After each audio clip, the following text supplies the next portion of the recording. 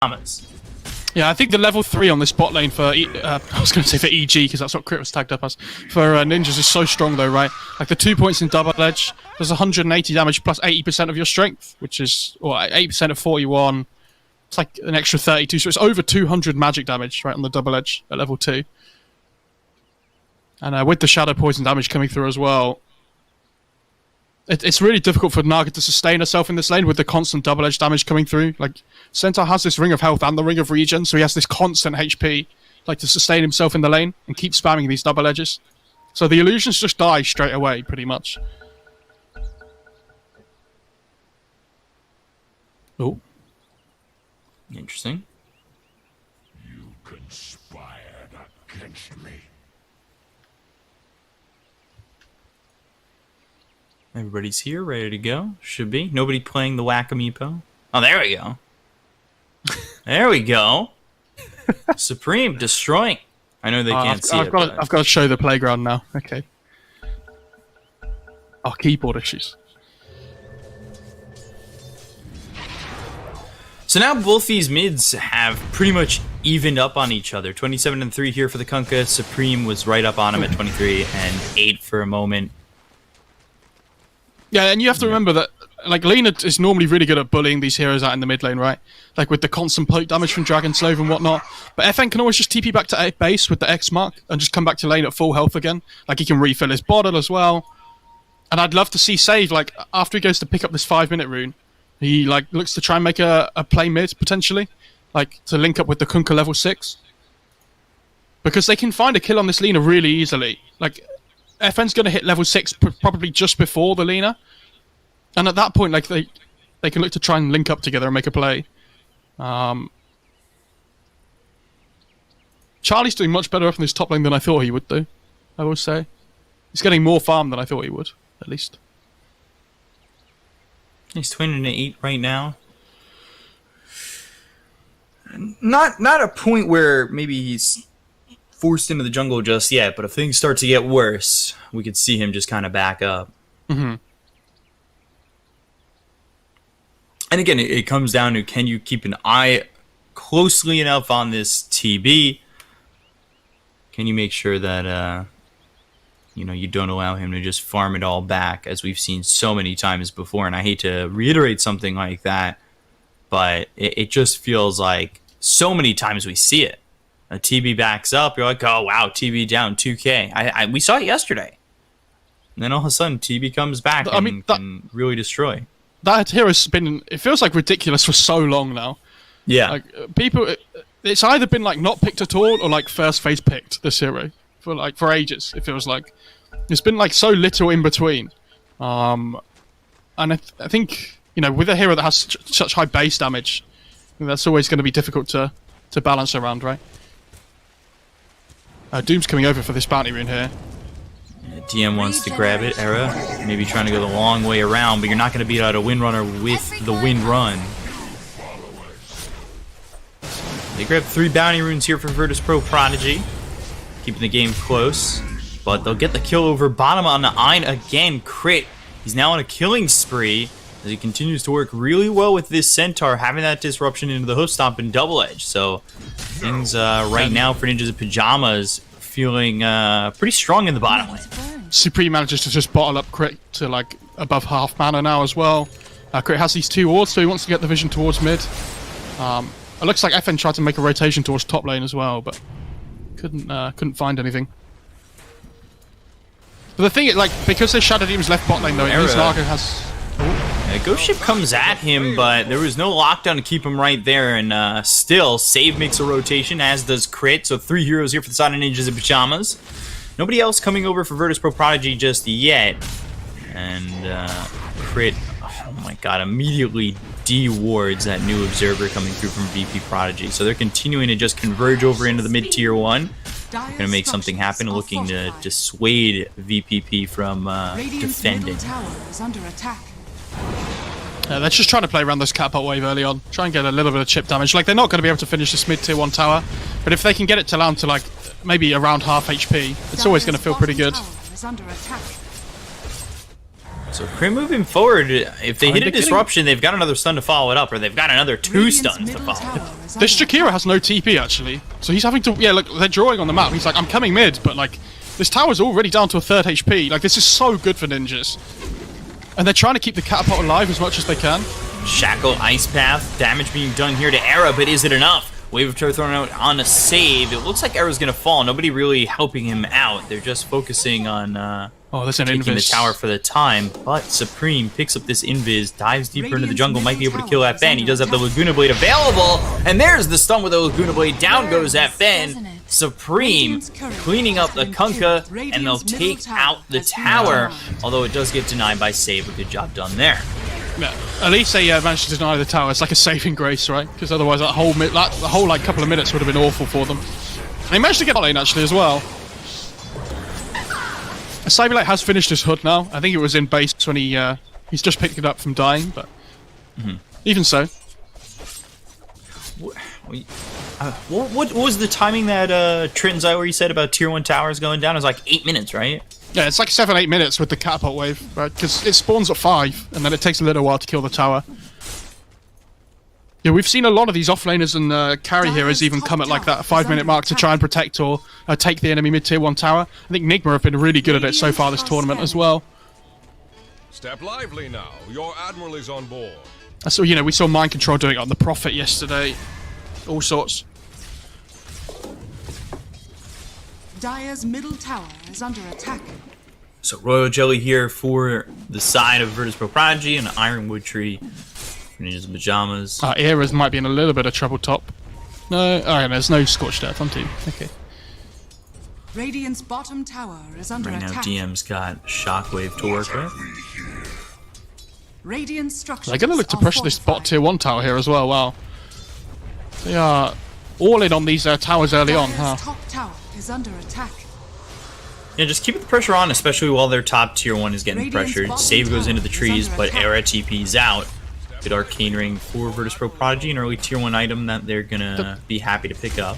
I mean, this Doom is massive though. Like, he had 3 points in Devour by level 5. So his farm is so, like, look at the net worth early on. It's like 4.6k, and the next highest is Lina on 3.8. Like, this Doom has phase drums and it's 9 minutes into the game.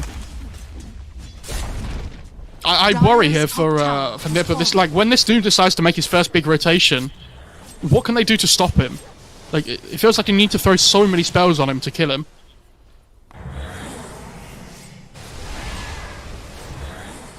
Radiant's bottom tower is under attack.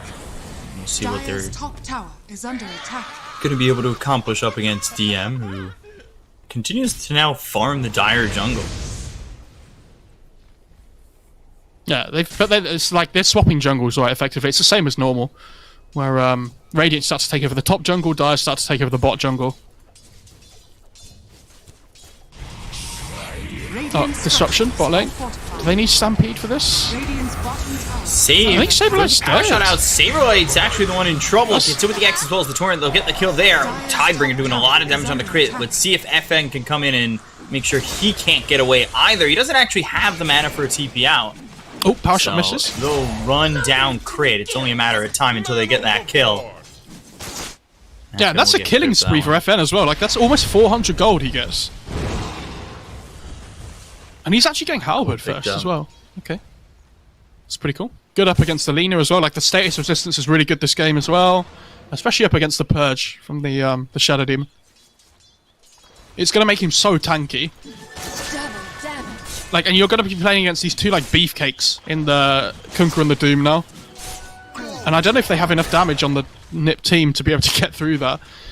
Money to burn. Yeah, they're just kind of getting out-farmed right now and outclassed.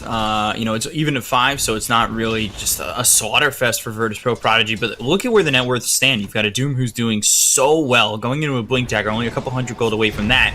But the movements coming in from FN as well as DM have opened up the map quite a bit for Epileptic Kid.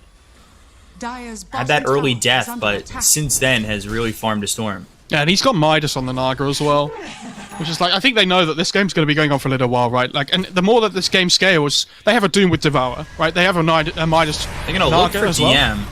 See if they can get this kill. They've got the disruption into the LSA. They have the damage with the Laguna Blade. DM still survives for a second longer, but the kill is inevitable as Supreme claims the life. He managed to find him by himself. And that's such a big kill. Bigger kills on the map. Yeah, it's big because he's about to pick up Blink as well. So like what you're doing is not only are you killing him, but you're delaying that big Blink timing on the Doom. Which could have taken you by surprise, right? For sure. Dire's bottom tower is under So just attack. sustaining right now at about a 3-4k lead. Going into the Manta style is Epileptic Kid. Of course, we talked about how he's got that Midas, and then the Kunkka early Heaven's Halberd for FN. We've seen some Kunkkas go Orchid first item, but I do really like this Halberd up against this TB. Or even against the Lina. I think he just needs to go like either Halberd BKB or like... I mean, he could go Radiance if he wants, but I don't think it's a great Radiance game. So many different builds available for Kunkka at the moment. I think he just needs to tank up and be that tempo, right? Because he trusts his Naga to carry this game. And this Doom's going to scale relatively well too. So I think he just needs to make sure he can take all these fights early on. And they're going to make a smoke play here with this Blink Doom. He found the Centaur neutral. So they're going to see this Lina under the ward they put down a little while ago. And try and go for this kill. If they can get Supreme with this Blink, revealing it would be nice. Pops a haste. Oh! Supreme with the Yules. That'll keep Lina alive. Epileptic Kid coming around the back. He'll get the kill here on a crit. So all they get for that is the Shadow Demon. A very good job there by Supreme. A bit slow, I'd say, on the trigger from the Doom. Yeah, I mean, he wants to Doom off the haste rune to at least get the Doom off first onto the Lina, right? But she pops the haste rune so she can just run away. But like the turn rate has just destroyed him so much, and this like as soon as this Yours comes out, like the Doom animation's so long. Dire's All they get for that is a kill into the Shadow Demon. Epileptic Kid continues to farm within the jungle. Has the Yasha finished up. Still quite a ways away from finishing up the Manta completely, but you've got the Heaven's Halberd onto the Kunkka now going into the BKB. And it's also DM looking for a BKB, and the way he's been farming, it looks like the two of them are going to have it at similar timings. He's only just kept 3 points in the Devour. They're going to go back for more points in the Infernal Blade now. Sometimes we see people put the Devour at 2 points. Sometimes they max it out. Just you have to be able to feel the game out.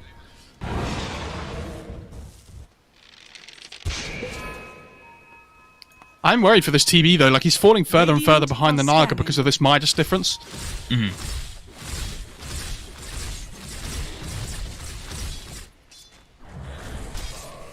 About got this Yasha, not certain that's going to be enough. But it looks as though he's content with just farming for the moment, really sitting back. Crit might be in a bit of trouble here. Ooh, good disruption. Still, yeah, by the tree, Shackle connects, Ice Path follows it up, Crit's still dead. Good job there to avoid the first stun, but when you've got multiple lined up at you, it's not going to be an easy time, that's for sure. Dire's top tower is under attack. So another smoke coming in from VP.Prodigy. They're looking to keep up the intensity, looking to keep up the pressure, make sure they can continue to shut down the side of ninjas in pajamas. The thing is though, if they could find like a good kill around this Roche pit, like they can always just head in as well because they have the Naga Riptide. Like they do have potential to be able to take it down relatively quickly. Like it's not massive, but like they have the Dual Breath to help them out as well with the attack speed slow on the Roche. Nice D-ward here by Ein.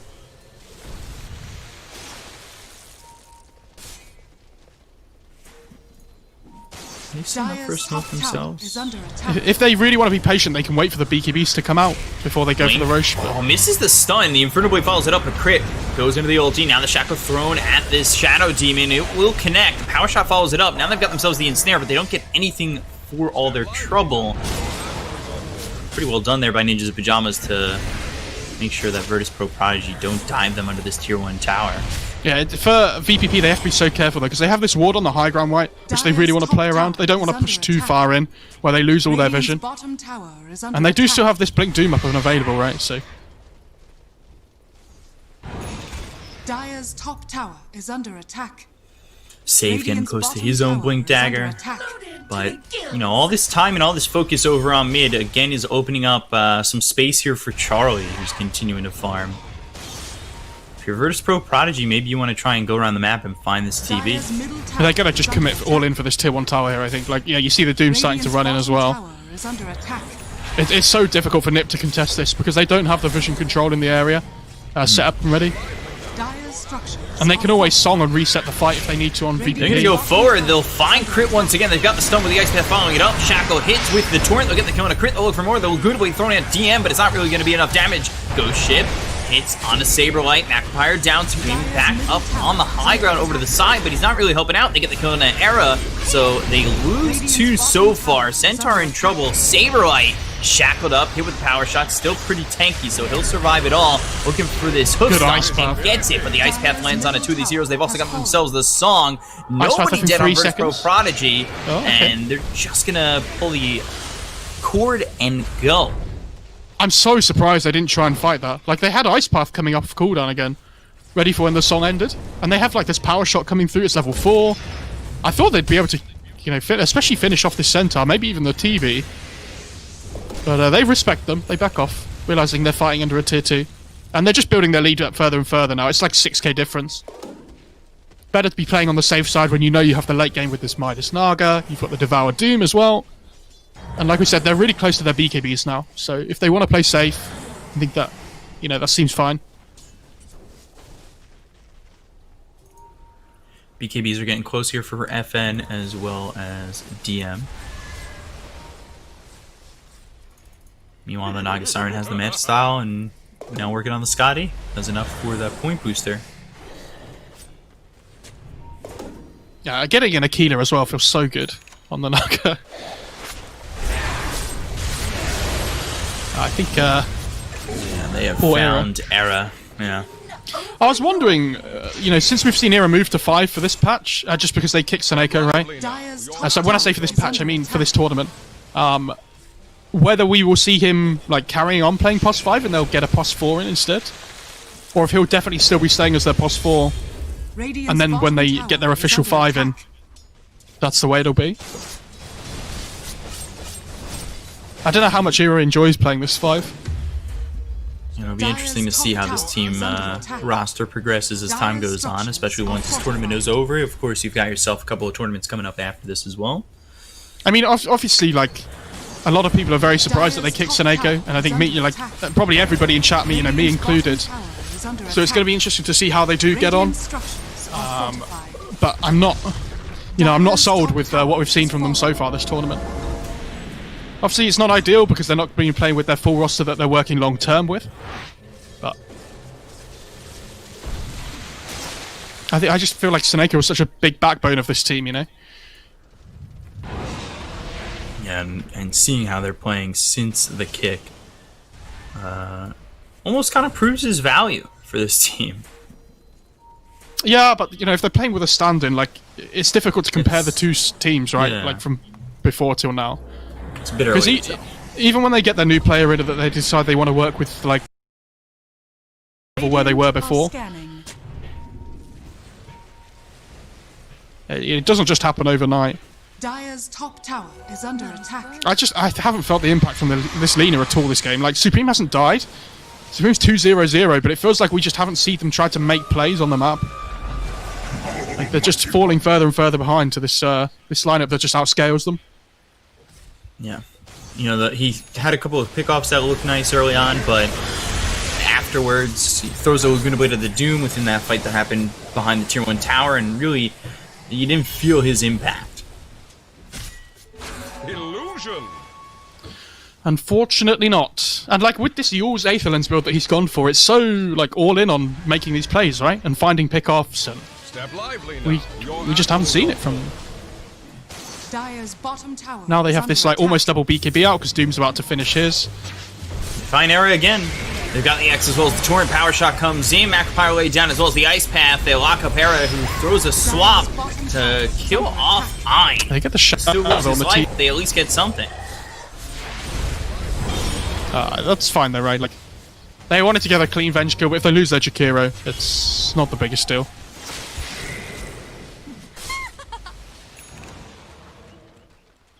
Again, it's just the same thing though. The Snarga's just farming in the meantime. Like, she's 500, 400 gold now off finishing the Skadi. And when that Skadi comes out, like, she's going to be so tanky. And then, you know, we talked about them having 2 beefcakes before. They're going to have 3. Like, 2 of them are going to have BKB and Naga's going to have a Skadi. I think you're going to start to see them posture around this Roche pit even more now with those BKB purchases online. So in Roche, they're looking to go. They've bought out on that Scotty. They'll get it delivered over to Epileptic Kid. And right on in with DM and Save. Everybody here, the whole party's coming through to get themselves the first Aegis of the game. We'll see if Ninjas in Pajamas can react, or if they even will react. Oh, that's a nice push. It's a bit of a blunder. It's fine, it's fine. It's a zoning ice push. Just in case they came into the pit. You're zoning right. Do they... Well, Naga's gone bot here. They smoke up, though, still, to fight with our. Or are they all just heading down towards the bot side of the map, it looks like. Okay. Not going to find anything within the triangle. We're over by the secret shop. As they use this smoke to move over. Everybody from the side of Ninjas in Pajamas, excluding the TV, are over in the top end of the map. But they might be able to find Crit. DM moving forward. Blink hits the stun. Saberlight right back at him. And now the LSA comes through onto DM with the Laguna Blade. They don't get the kill. He pops the BKB. They'll get the kill on a Crit. And now the Ghost Ship with the Ice Path blocking him up. LSA comes through, and that stuns up the Naga Sign. But I don't know if it's going to matter for Saberlight, who tries to TP out. But there's the Shackle thrown by Save. They'll get the kill onto the Centaur, taking out a third as Era dropped 2. And it's a 3-0 in the favor of Prodigy. Again, continuing to just shut down anything down the steps of the base of Ninjas in Pajamas.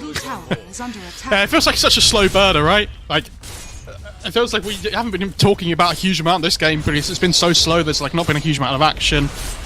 But yeah, they're like all of a sudden it's like 23 minutes in, they're 11k up. Like this lead's just been building and building the whole game, and it's not like, I mean, NiP haven't really tried to make anything happen. It's so difficult though because this Naga's constantly pushing lanes in towards them. Radiant's bottom tower is under attack. So they just have more of them. They have more of the map to play with. Charlie! Oh! Just TP's out. Tower has fallen. You know, it's all that. We really haven't seen the TB at all. He popped meta mid, but didn't really fight with it. He's just been continuing to farm the entire time. He's 1-0-1. Like, you know, Charlie hasn't exactly done much, or really Ninjas in Pajamas as a whole haven't done much in fighting 5v5. I mean, Era's died 6 times. Like, yeah. But apart from that, like, well, the supports have died 11 times between them of the 14 deaths. But like, yeah, Charlie and Supreme haven't died yet. Yeah, but they just haven't done anything, right? And they're falling further and further behind. So you have to decide at what point you want to fight them. Oh no, not the Venge. And the Shackle, they've got the clumsy net. Magic Missile comes through, but they have the Ice. Oh, look at Naga. As well as the Torrent, they get the kill onto Era's Venge. Song comes in, locks up for DM, pops the BKB. Now they've got the Ghost Ship as well as the Ice Path. That'll hit on a Crit. Crit's in trouble. He'll go down. They look over at Supreme, who pops the Essence Ring, but he is not getting far enough away. The Shackle connects. The damage is there. They'll take out Supreme for the first time this game as the Infernal Blade hits on a Saberlight as he tries to run. DM follows it up with a War Stomp. Saberlight tanky, but is he tanky enough to make it back to base? Shackle. They've got everybody here. The Shackle hits, the Ice Path comes in, and now they'll continue to surround him and eventually get themselves a kill onto the Centaur. Another Shackle lands at a triple kill for FN. So the only one who doesn't die is the TV. Everybody else around him goes down on the side of Ninjas in Pajamas, and nothing is lost for Prodigy in the entire exchange. Yeah, they don't even lose the Aegis. Like, this Naga's still got it. She's almost finished her Butterfly now as well. Feels like just a minute ago she picked up the Skadi. And it was a slow burner. It's turned into a little bit of a quick burner now, unfortunately for Ninjas. And well, that flame gets, the quicker it burns. Are you going to start throwing the exponential word around? That's the exponential. It's not exponential. Read. Charlie, by the way, didn't pop meta in that exchange, so I mean, I guess Ninjas in Pajamas can still fight. Save. Shackle. Oh!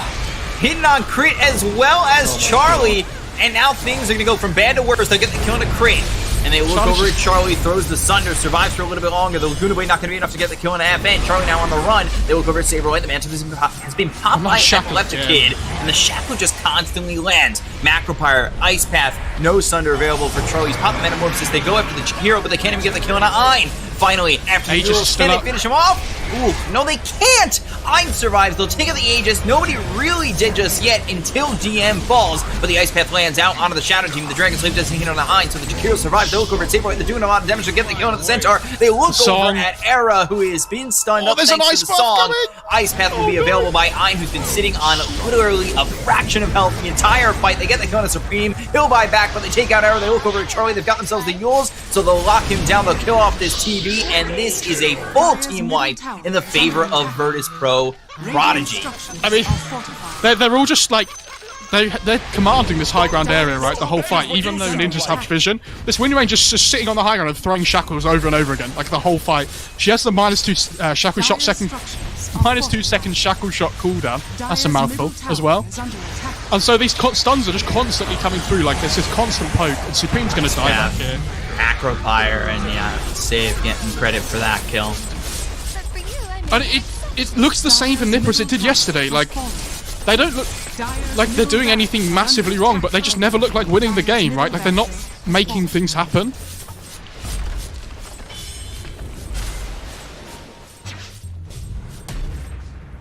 Oh, Lose just the melee racks and 99% of the range racks.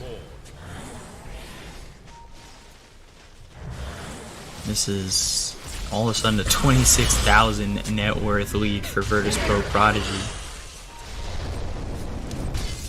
have we seen a Doom all game? Yes, I believe we have. Have we had one? Like, it's just one, right? I swear we did.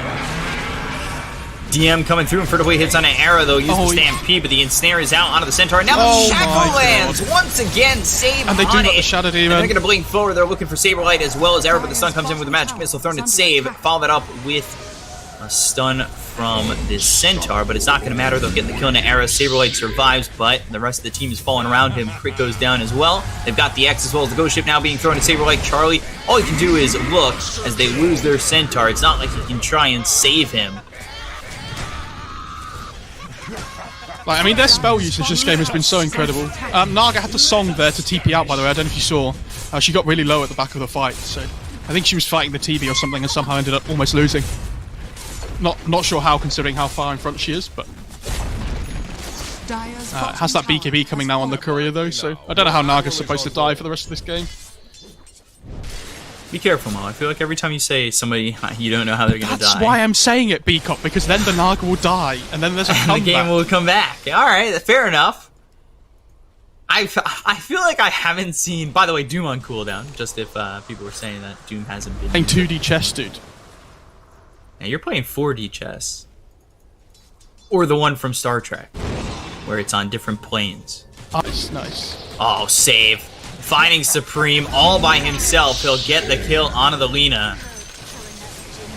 Save has been fantastic. 7-1-16 this game.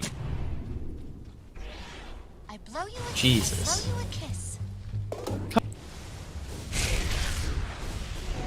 What do you do at this point if you're Ninjas of Pajamas? Hope that Mo caster curses the Naga enough.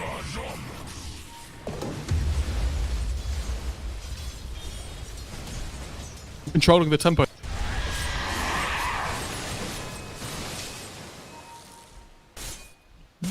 Whole game, right?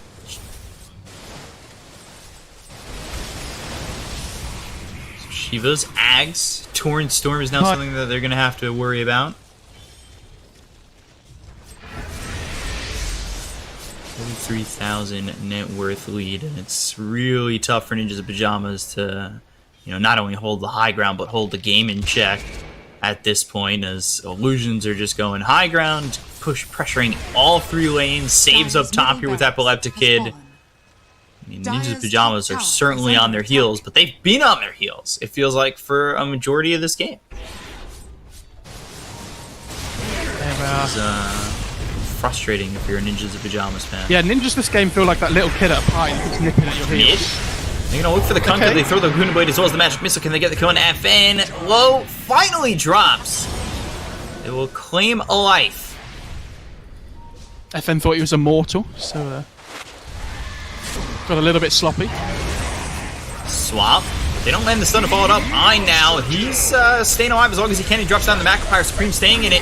Ice Path hits. Oh, they do the TB. They zoom out onto the TB. TB already popped the Metamorphosis, but they've got the BKB. Popeye DM. Shackle comes in, doesn't connect, but it's not going to matter. They get the kill on Achari. They look over the Lina, and another Ice Path lands. They get the kill on a Supreme. They look over at Saberlight. He's the last one alive. GG's already been called. And Kunkka will disconnect as he won't be alive before the Ancient explodes. FN's absolutely So livid that he Virtus couldn't take part in the last fight, dude. He's furious. That was all he wanted. That's what you get for being, by yourself over mid in the last parts of this game. Jesus. Virtus.Prodigy looking like the Virtus.Prodigy that we were expecting coming into this event. I mean, the support duo for me were the ones that really looked amazing this game. Iron and Save. Like these shackle shots. So good. Yeah, like these shackle shots and ice paths were crazy. But again, it comes down to this thing that I thought about with ninjas yesterday. Like, who's leading them to make plays on the map? It's I don't know who's shot calling here. With Crit standing in instead of Seneko. Maybe Seneko was such a big part of their team, which it feels like he was. With now that he's gone, maybe they're struggling to decide who to listen to or who's making the calls. But it feels like they don't have plans. Like they're constantly just getting run at over and over again every game. Yeah. And there's not really much of an answer coming out from Ninjas in Pajamas right now, setting up to look like our 7th 2-0 of the event, 7th straight 2-0. Game 3 doesn't exist here, guys. If you're looking for Game 3, it just does not happen. But I mean, yeah, this was exactly what we wanted to see from Virtus.Prodigy. I would say more so what we were expecting from Ninjas in Pajamas, the way that they were yesterday. Not to say that they couldn't come back in this game or show us something different, but it hasn't looked like they were going to show us something different. And that game definitely kind of feels like it only impacts that feeling and makes it feel more secure in the minds of not only us but probably the viewers at home. The Ninjas in Pajamas just are a little bit lost right now. So for Virtus.Prodigy, when your supports go 14, 5, and 33.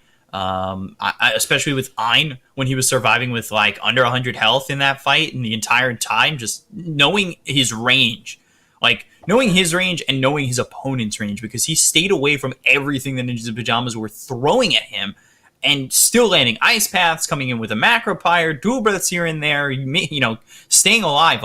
These two supports were dancing around so well. It was very impressive from them. Obviously the cores played well. When your supports play that well, it looks that much better. And I think for Ninjas, it's going to be disappointing for them now that if they put in one more performance like that next game, they're going to be exiting a tournament without even really it feels like they haven't played at all, right? Yeah. They just haven't shown up. And so, we really, or at least I hope, and I'm sure everybody else hopes, that we get to see more from them next game so that we can potentially go to a Game 3, because otherwise they're going to just fall out without having done anything.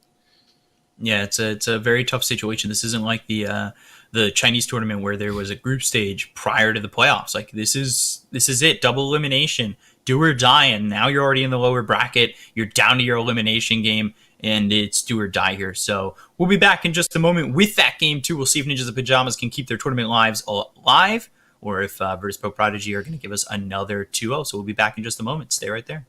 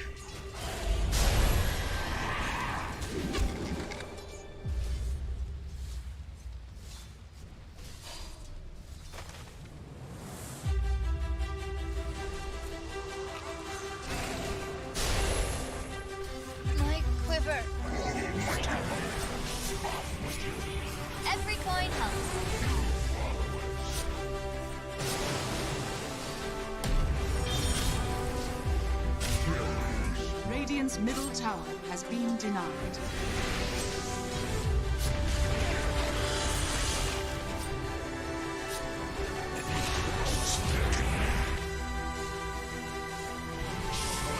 Radiant structures are fortified.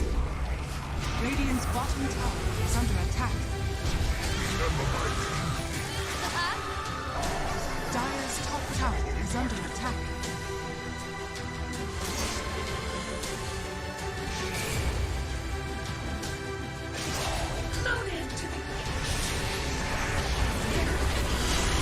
Radiant's bottom tower is under attack. Radiant's bottom tower is under attack.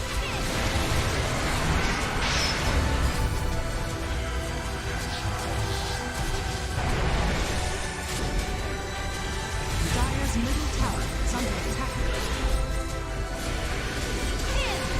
Radiant's bottom tower is under attack.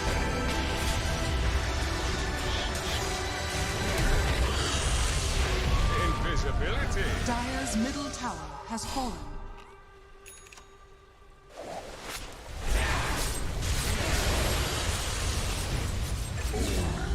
Attack.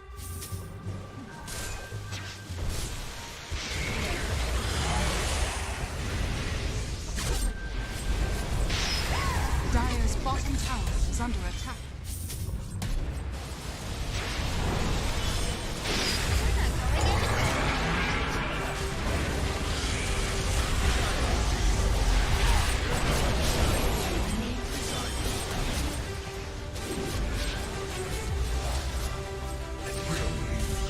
Dire are scanning.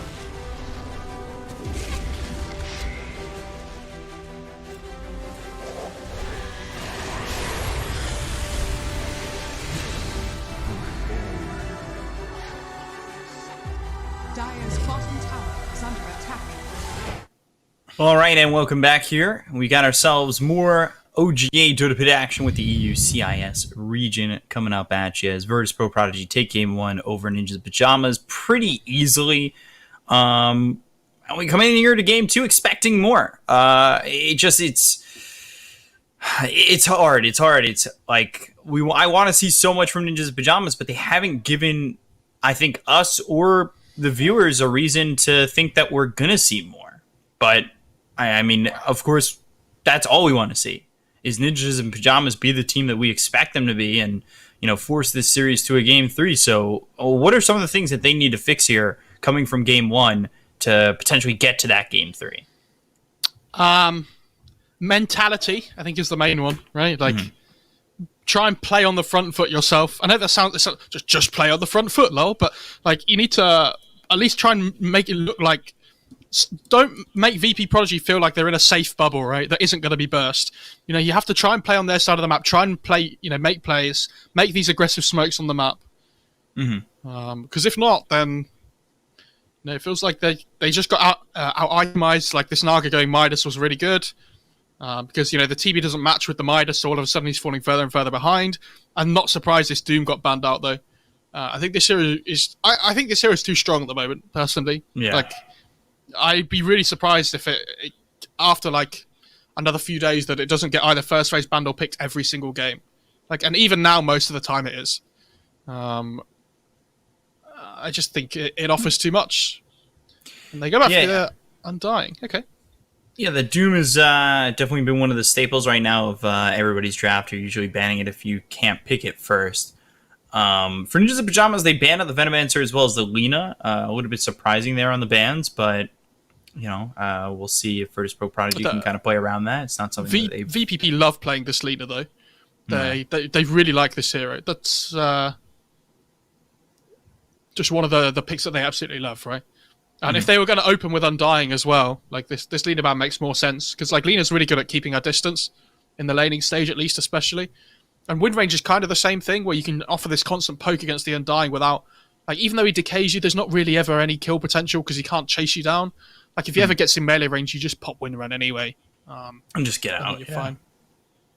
And the thing with Undying, and I speak about this a lot when we see Undying, it's either one of those heroes that has like a lot of impact in the game, or the laning stage, the first couple minutes or so has that impact, and then that's it. You don't really feel much from that hero. So it feels like it like is on the scale of all or nothing sometimes with this Undying. And they followed up with the Dark Willow, which I kind of like the combination in these two supports, but even just seeing the Windrunner on Prodigy after game 1, like I feel like favor the Windrunner. Yeah, I know what you're saying. And I'm a little bit worried for Ninjas at the moment with the support duo. Like, they're both decent in laning stage. They offer really good team fight. Like, you have the Terrorize, you have the Tombstone. Looks great. But, like, things like the Wave Clear, which is another concept we talked about last game, these heroes don't have that at all. You know, they can't push these waves out. There's such low... Like, Willow can with Bedlam, but, like, you have to be up in the creep wave to offer that, the Wave Clear. Ooh. That's, okay. Ooh. Lifestealer we've seen banned a couple times, but not a hero we're seeing too often at the moment. It is a hero that doesn't care about Willow at all, though. Like, you just Yeah. pop the rage, and then it's, you know, it's whatever, isn't it? I mean, a lot of the heroes that Willow likes to play with, Lifestealer does well up against in the laning stage. So, seems like it's a bit of a weird one, but I think VPP have always been like that, though, like recently. They'll just pick whatever they want to play. It's less about... They have a few heroes that they're just comfortable with, that they're not afraid to pick. Mm-hmm. Maybe Even ban if, out the Bat Rider. Yeah. We've been talking about that hero. It feels not the same as Doom, but definitely in that similar, like, you know, you need to ban this hero kind of thing. I don't think it's going to be a first phase too much, but it's second phase ban almost every game. Yeah, it reminds me of like the AM and something as well, like these kind of heroes that always get second phase banned, it feels like. Because we saw Nigma pick it earlier in the series against OG, I think it was game 1. And they picked it first phase as like the last pick overall, and it felt like it did so much work. And we saw it yesterday as well. Like, there's certain opening pairs that just can't deal with Batrider at all. And Undying Willow is definitely, you know, one of those pairings. Like, imagine Undying trying to lane against a Batrider. Like, it just doesn't work, right? It's just not going to happen. No. Because, like, you want to be able to bully out the opposition offlaner. But, unfortunately, Batrider just runs at you with Firefly and Napalms. So, what are you looking to do with these supports? Like, with the Dark Willow and Undying, is there something that comes to your mind right away that you're thinking, you know, these two supports are going to back up this core really well? Like, for Prodigy, they've picked up a core and a support. Like, I could still see them going back for that Jakiro again. I know they really do love that Jakiro, and Ein played it so well in the first game. But for Ninjas of Pajamas, like, what comes to mind for you? For Ninjas, like, you want to play the Willow somebody that, like, offers this aggressive potential. So we've seen things like Centaur in the past, like Axe is another one.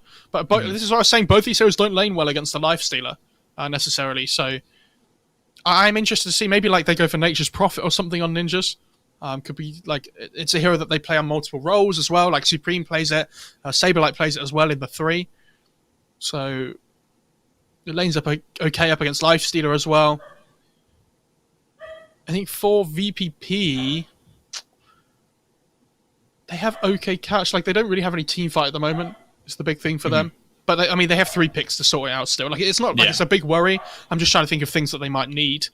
Well, who are they going to, you know, what's going to be their vehicle here for Prodigy for that Lifestealer? Like, they could go to the Centaur if they really wanted to. Yeah, they could. It doesn't do great against Undying in lane. Yeah. The Nature's Prophet still being in the pool is, like, pretty good for both teams, honestly. Because Undying doesn't really deal with the trees very well in the laning stage either, if it's the Nature's Prophet 3.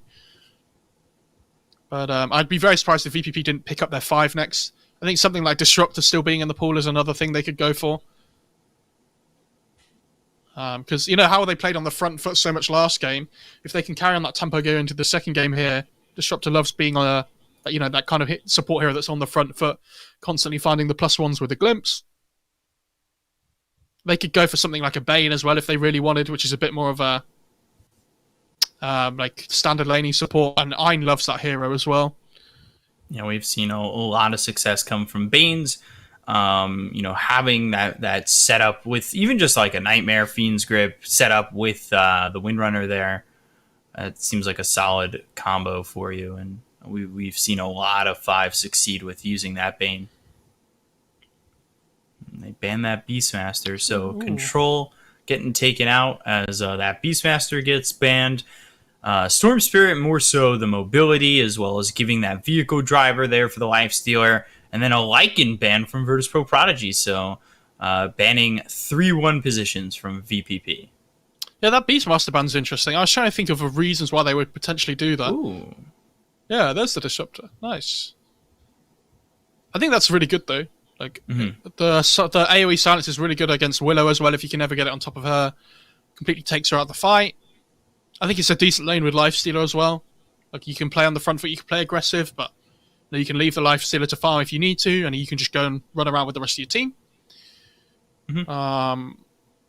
What do they go for on NiP, though? Like, because this support duo, like, it doesn't show a huge amount of what they want to do. Okay, they go for their lane counter like on the Slardar. Saberlight loves this hero as well. He's really good at it. It's a really strong laning partner, like with the Willow.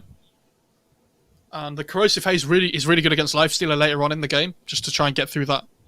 He's not a massively high armor hero, the Lifestealer, so... I will say one of the things that worried me about Saberlight in the previous game was the stuns that he was missing with the Blink Dagger. So obviously he's coming into a hero here like the Slardar, who is that similar Blink stun kind of hero. But and I think whenever you see that Slardar as well, you have to be thinking about what they want to play as their core with the Slardar. I mean, we saw Nigma play like the PA earlier, which was really good, and that tends to be historically like the big pairing, the PA and the Slardar. But I think up against Lifestealer, it's a good core matchup as well. I think the one tough thing about picking up the PA is just maybe even the fear of the Disruptor, just getting hit with that Static Storm, being locked in, Kinetic Field comes through, and all of a sudden you're just potentially mincemeat. If you think about it like that, though, that's the same. The same happens to any hero. Like, it's like you talking about you don't want to pick certain heroes against Doom. Like, you have to pick them anyway because somebody's going to get doomed. Like, you were talking about this Mars yesterday, weren't you? Yeah, it was a hero that we saw a lot of in the Chinese event. It seemed like it was a first pick every single time, and now a lot more offlaners have kind of come into the mix, which I love. I like seeing a bigger pool of heroes when it's in the the midst of the patch.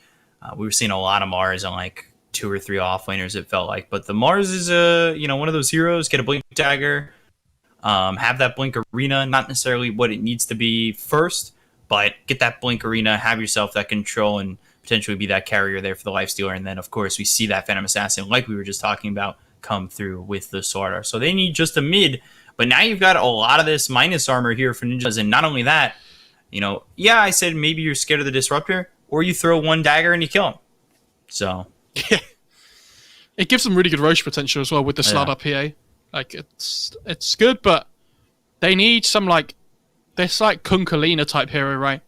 That allows them to make sure they don't lose the early game too hard. Actually ban the Kunkka too.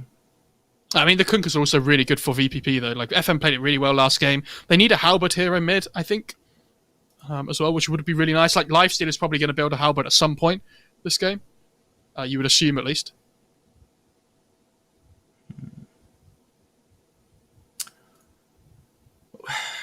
Thinking about what mids would be good here for, really both teams. Void Spirit still being available, offers that control up with the Aether Remnant, potentially going into a Eul's. They've already... I mean, they could go for, Ember on ninjas maybe as well. Yeah. It's okay. They can go for Ember, I would say, for both teams, couldn't they? They could. I think it's a better pick for ninjas, though, because it's like they don't see the matchup either, so Ember's just an okay pick. Yeah, they banned the Viper as well. They could pick something like DK, potentially, and would be okay, but DK's a little bit more susceptible to just getting a hard lane matchup. Yeah, and there goes the Ember ban. Oh, wow. Wow. Visage. Which we've seen Ninjas of Pajamas pick every now and then, but we'll see if it works out here. I feel like I've seen Visage games that just kind of get dumpstered, but I feel like he also adds to that minus armor, like early Medallion, potentially an early Solar Crest for him, if that's the build that they want to go into the Visage. So really dealing with a lot of early damage as well. That Soul Assumption early can be pretty disgusting. So they have stacked up really heavily on the physical damage, though, right? Yeah. So it allows VPP to itemize a little bit easier, because as long as they build items to deal with the physical damage, There's only one route they can go for, really, with that. I'm trying to think what they want to pick, though, that lanes up against the Visage. Like, this is why they've banned the Viper, though, as well, right? Like, obviously, the break would have been really nice against the Visage on top of all just the raw magic damage. I was thinking maybe something like Timber as well, but they can be difficult to play against all the minus armor. Yeah. Although I will say there's not a lot of control when it comes down to it. Yeah, and they lack the raw right-click damage. Oh! Well, when you're trying to right-click, it might be a problem. Now you've got the Pugna here for VP.Prodigy, and that's going to round out the draft and be your mid, right? Yeah, they picked up FN and put him on the Pugna. It's a really good Pugna game. Like, if anybody ever tries to get focused down by, like, this physical damage by, like, the Slard up here, he can just decrypt them, try and keep them alive. Like, it's really good to use offensively on them as well before they get BKBs. Like, Slider and PA aren't going to have these, like, BKBs until, what, like, at least 20 minutes into the game, right? And VPP, if you look at their lineup, they want to be playing on the front for earlier than that. Like, we saw how quickly they were willing to try and take towers last game as well. I think the Pugna is susceptible to just being blown up really quickly. And I think there's a lot of pressure on Crit to offer the level of teamfight they need, like, and the control. Because if this Pugna doesn't get approached properly in the fight, then I think he's going to control so much of the damage output that ninjas can do. So, possibly see a relatively early blink on Crit to allow him to get to that backline, but it's so difficult. Is it early Blink Dagger here for the Mars, in your opinion? Try and get that control? I imagine he'll probably go, like, Vanguard phase, then back for the Blink again, I would assume. Yeah. Which tends to be, like, the standard build we've seen from even, like, the Chinese region and stuff. Because, like we were saying, it's all about the physical damage, right? So this Vanguard is such a high priority item.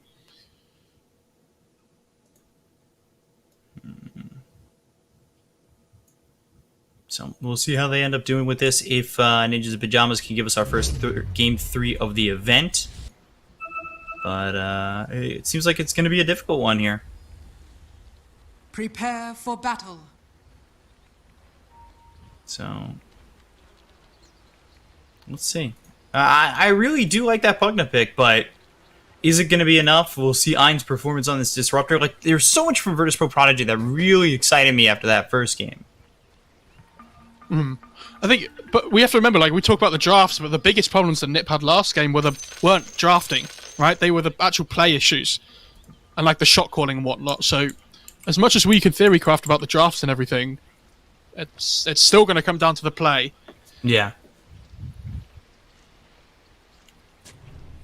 And you know, when you play the way Ninjas Pajamas did in game 1, like, you can have a good draft coming in, but if you don't execute it, it's not going to matter. 30 seconds to battle. Although this one doesn't exactly have the hardest execution to get off, you know. I admit nothing. You'll get that minus armor naturally.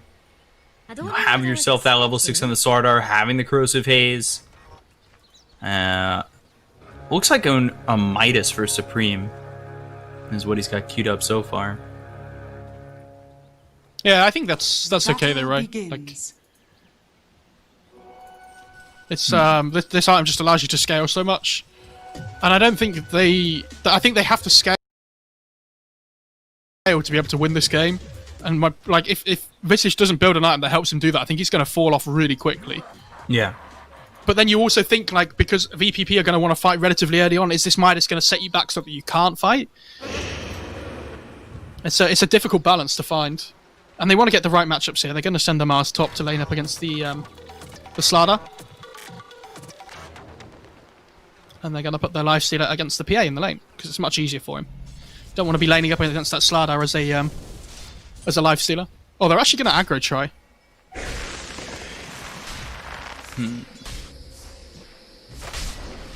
They've got Save down here with Ein and Epileptic Kid. How long are they going to keep? Yeah, okay. So Save will TP towards top. I was wondering how long you were going to keep him in this bottom lane. Oh, they actually want the... What? Give me the full swap. So they wanted to put the Mars up against the PA. Okay, fair enough. So they don't care about this Lifestealer Slardar thing. That surprises me, though.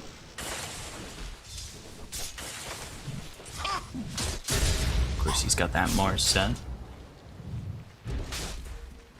So this mid lane should go really well for the Pugna. I think that's the big thing. Like, obviously Visage does okay, but like Pugner, especially when he gets to like that level 3, level 4, should start to take over a little bit. Yeah, actually taking a bit of damage right now. Sitting a little low, just 250 health, and all he's got for the moment is a Shared Tango, but it's on cooldown for another 25 seconds. So might want to just be a bit more careful coming into this, as he does have a courier coming through though, with a salve mango and finishing off the null talisman. It's so slow though, right? Like ever since the change where they changed it to when it's bringing out regen, the courier's slow. TM taking some damage, but God's Rebuke into the spear. Soul Rip doing some damage on the DM. Can they get first blood? One more right click. Oh, he popped the salve and gets it taken out immediately by Ein. This Undying is doing a really good job of just securing the bot lane though. Like this pick's doing such a huge amount of work right now. Like he doesn't have any regen, so he's probably just going to run in and suicide here, or like at least tank spells. But he's not going to be able to do a huge amount for now. 13 and 3 for this Phantom Assassin already. Yeah. And they're going to grab first blood on Era, yeah. But he just tanks another Thunderstrike right before he dies. That's the big thing. So, like, obviously it's not great, but top lane as well, they might go on save here with the stun. Yeah, they will come through. They've got the Bramble Maze. Shackle, though, connects on both. Epileptic Kid trying to do what he can, but the Slither Crush come through from Saberlight. Epileptic Kid keeping his Windrunner alive. That's a really early Shackle point as well at level 2. Like, you normally don't expect it until that level 3, because you know, expect the point in Power Shot on Windrun, but fair play.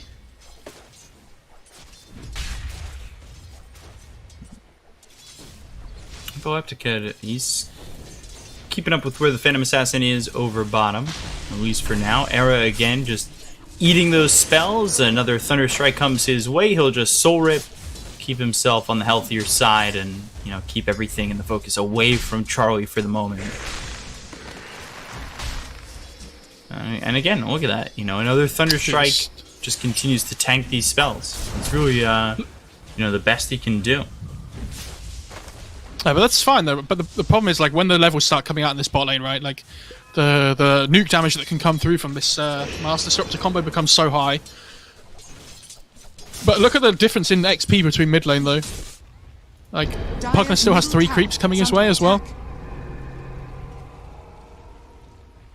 It's at level 5 and really Supreme.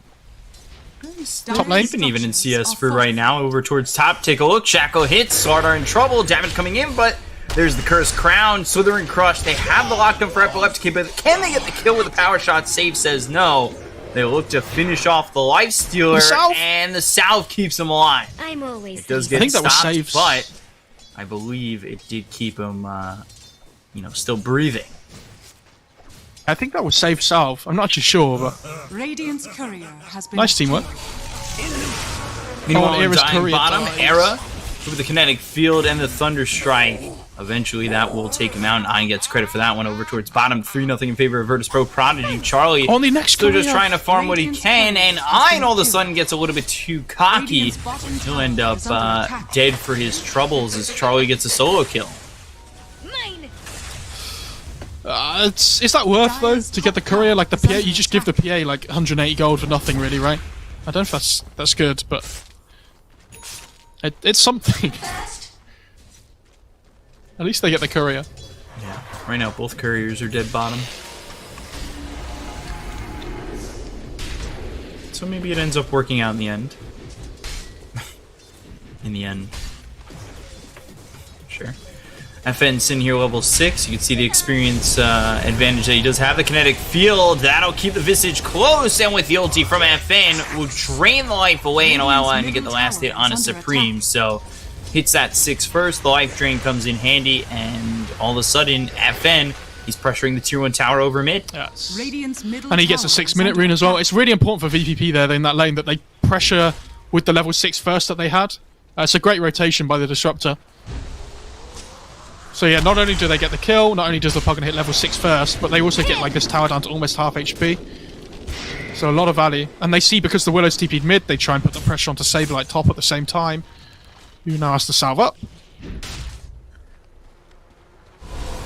And, you know, we did talk about how Ninjas of Pajamas, they can potentially execute, have that minus armor, but they need to get there. And with Pugna, there's certainly an opportunity for VP.Prodigy to keep the pressure on and take these towers very quickly. I think in the last game they took the 2-1 tower in a very quick time for Ninjas of Pajamas, but it didn't end up being enough. I mean, they need to keep this mid-tier 1 alive. Like, this Visage really needs level 6 here. The Bramble Maze is down, but it's not going to keep this Slardar alive. Thunderstrike with one more right click coming through from Save. Even with the Cursed Crown of the Bramble Maze, it's not enough from Crit to keep Slardar up and breathing. All the while, though, DM gets chased down by Era as well as Charlie, so it will be trade in the offlaners. Not awful for Ninjas of Pajamas, especially Charlie getting another kill. Visage hits this level 6 in the mid now, though, and he's instantly just trying to equal the pressure back onto the Pugna again. Because he knows he hit his big timing.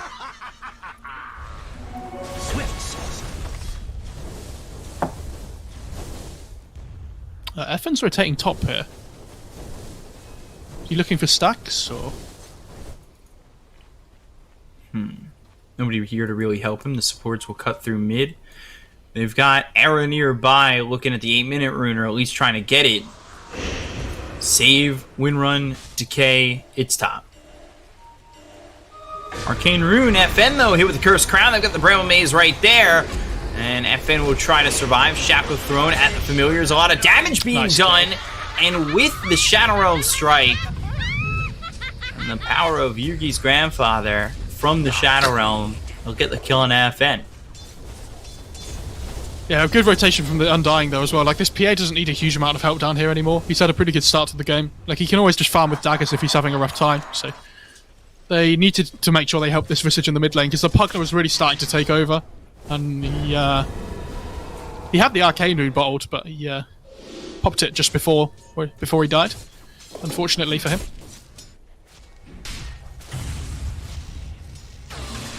This PA's rotating top here. But Lifestealer just hit level 6. Oh, he actually didn't level the ult. Okay. He's on 2-3-1 for the moment, but Charlie comes top. Epileptic Kid, he's in some trouble. Gets low, gets killed. They'll take out Saberlight, but Charlie making the rotation, getting yet another kill now on a killing spree. And that all stems from that first kill in the Disruptor over bottom. Yeah, I mean, this PA's farming so well. Yeah. Like, it's like 800 gold ahead of the next person. And this is a hero that doesn't, like, farm massively well early on. It's not like there's illusions that can just go and farm the jungle at the same time like a Naga, right?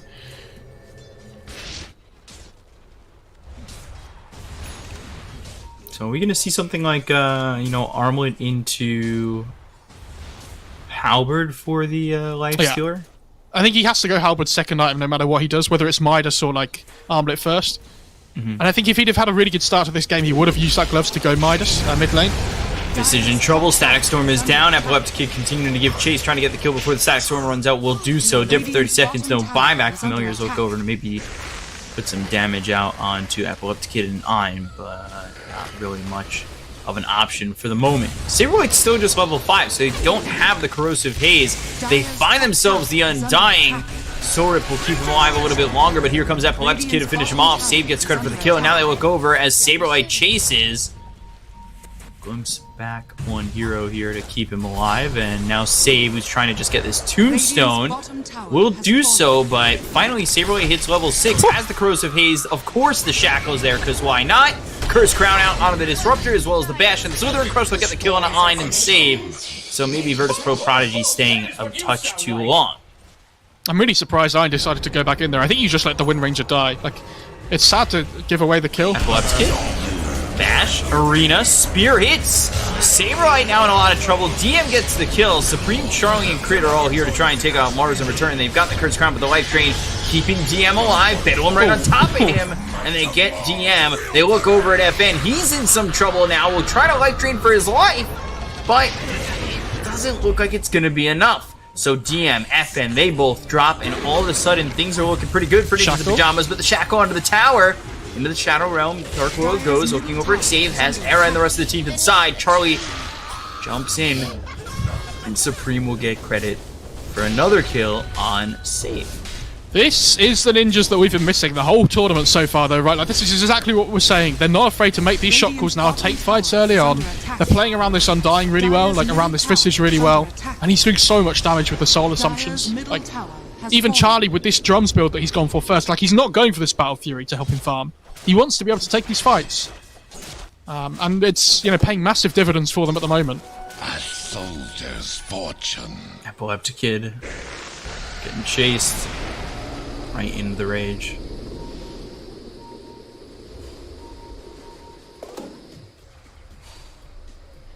DM and Iron were trying to set up to come from behind.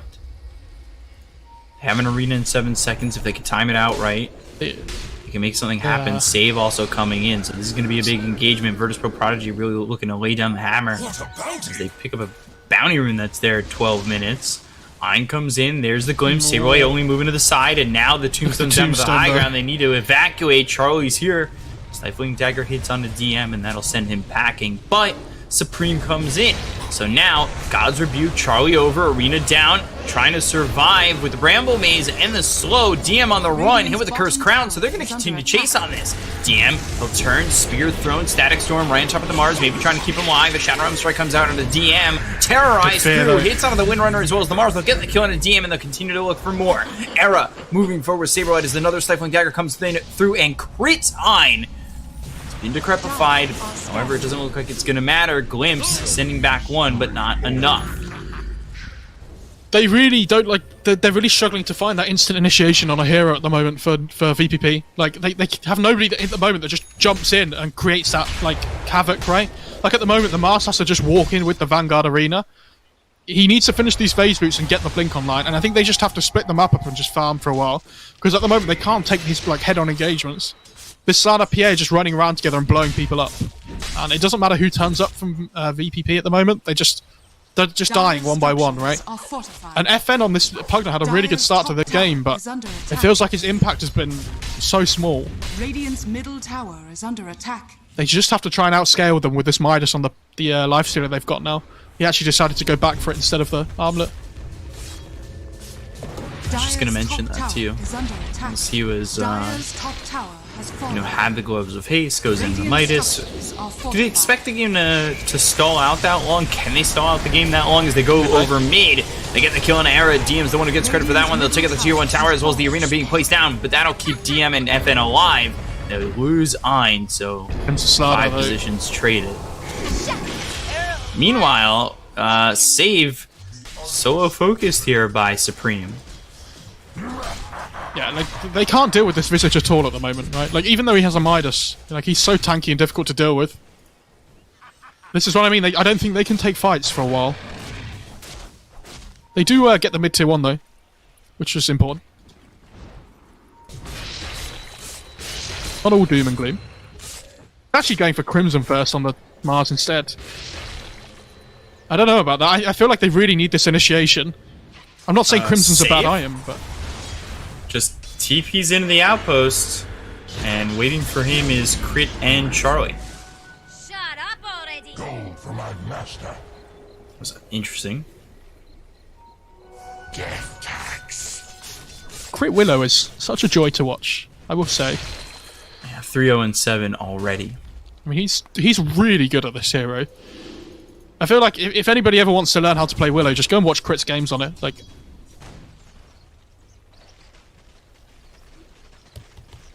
mid lane. Kid. He's trying to farm while mid. Can get the kill here with the glimpse. Certainly seems possible. FN now surrounded by the familiars and Supreme. Crit, of course, just digging up a Cobalt while all that's going on as FN has gone invis with the rune.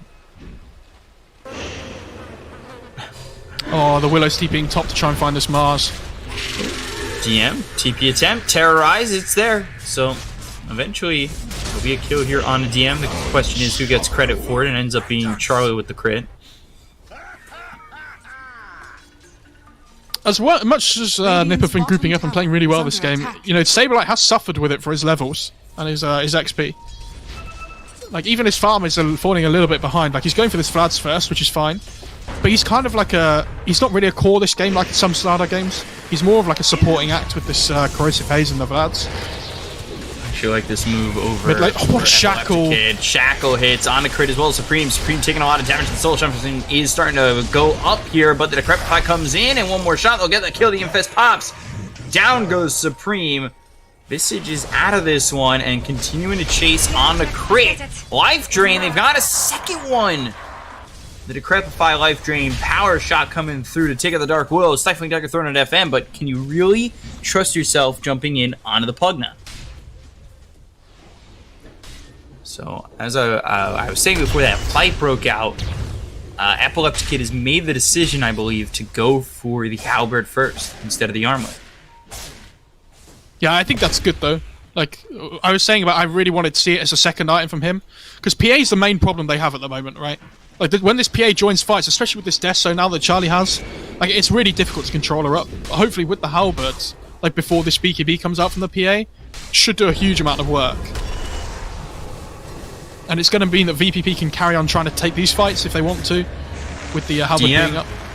In trouble, drops the arena, and just trying to survive here, but again, it's not going to be easy when everybody is around you from Ninjas of Pajamas. But again, we've talked about how that's a bit of a double-edged sword for them, as you know, they're just gonna kill supplying, but XP is a struggle for some of these heroes. Like with this lineup, as soon as you find a kill on the top half of the map, like it's a Roche straight away, right? Or at least an attempted Roche. Willow's dead. Willow's crit. Dark Willow goes down. The shackle thrown at Saberlight. Saberlight hit with the glimpse. They'll get the Aegis on to Charlie, so now they're chasing for the rest. Stifling Dagger. Ein knows he's dead. Turns around, gives up his life, tries to be savior for the rest of his team, and it looks like that's a successful strategy. Yeah, they managed to trade 1-for-1. Like, it's not awful. And this Lifestealer has his Halberd now. I think if the Lifestealer was around the pit there with his Halberd complete, they might have been able to take the fight, but he just wanted to finish his item off. Tower is under attack.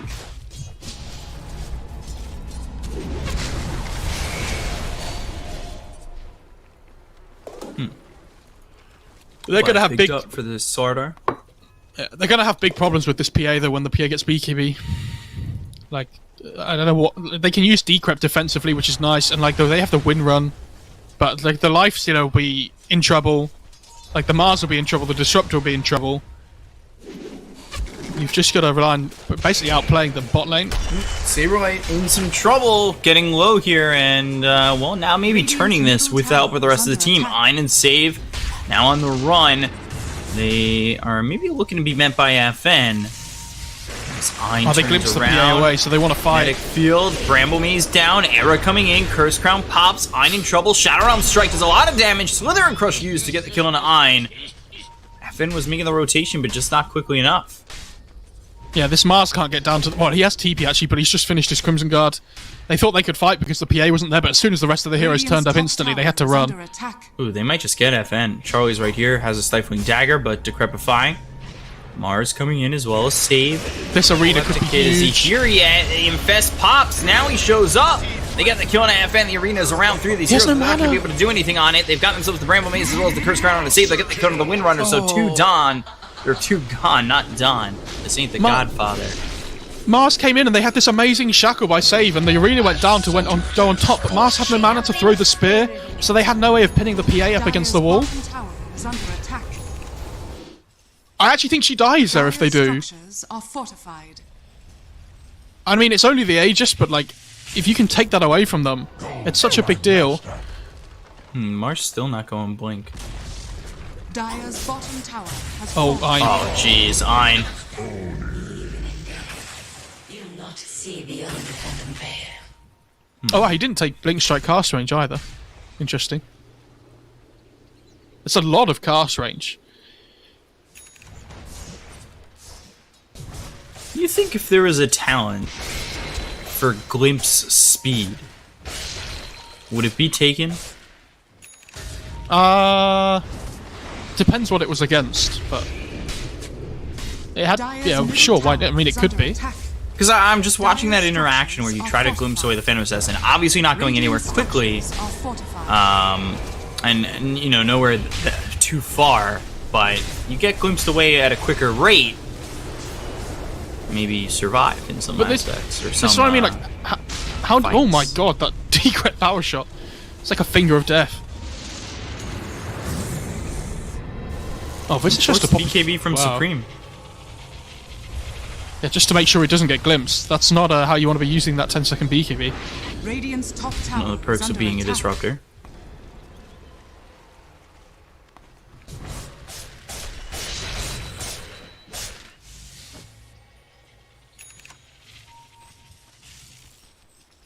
They didn't take that tier 2 tower. That's really good from VP.Prodigy. Aeon Disc next for the Pugna. He's got Force Staff, Aether Lens, Save meanwhile. He's going MKB. It's not the same build that we saw from him in the previous game. You know, not going for that Blink Dagger this time around, having that positioning available to him. But if nobody's going Blink, then... Where are you initiating? Yeah. Dire Yeah. are scanning. Oh, they break the smoke. VPP, no. Ooh. Glimpse sends Charlie back. I know! Force Staff back at the side of Ninjas in Pajamas. FN4 staffed him just at the same time he decided to try and turn around. I think he would have been okay, but Radiant's bottom never mind. tower is It under happens. attack. It's not a big deal. It's just the disruptor. Big thing there is that the Lifestealer didn't die as he was trying to farm the Ancients. Almost Blink Dagger for Slardar. Saberlight. In front of the Mars, you know, despite taking a back seat by quite a bit on this farm. Yeah, I mean, the Mars has been the one pushing out lanes and dying a lot of the time, though, right? Like, he's 2-5-1. Had a bit of a rough game. First crown, Yules. Bramble Maze in the Bedlam. Crit by himself. Gets the kill on What a hell to of a save. jinx, aren't we? Oh, nice. I love these pauses. Because you never know if they're BM or not. Like, they'll pretend it's not, but we don't believe them. Like, right, chat interaction, here it comes. You ready? Same as yesterday. Press 1 if you think Crit's being really BM and is just pausing to annoy save. Press 2 if you think he's a mannered gentleman. You know, I think I know what Twitch chat's going to do. Press 3 Oh no, not again. if you're muting the stream.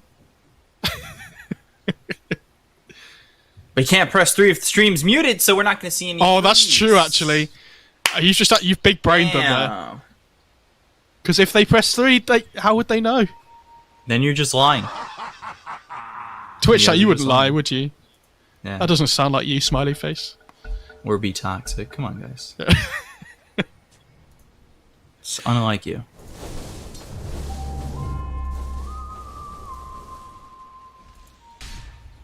Y'all are the nicest people. So here we are back at the game. 5,000 net worth lead here for Ninjas in Pajamas.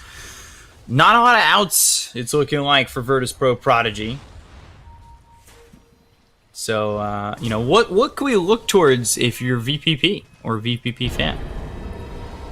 They need to just get their key items up still. Like this Pugna's just finished Aeon Disc.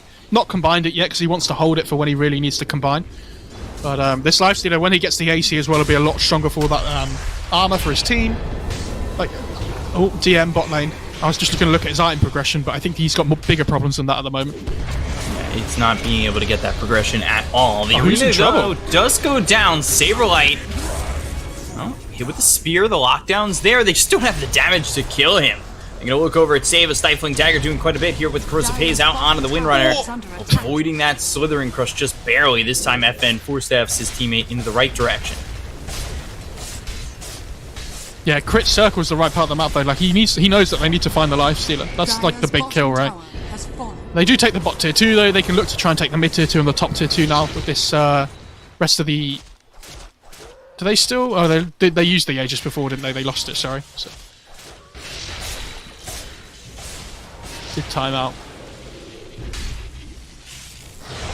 But this Life is just free farming away towards his AC up here in the top lane, which is he's going to be loving this. Like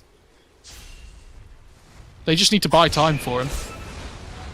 I just worry about DM more than anybody, and the fact they have no initiation is like a big issue.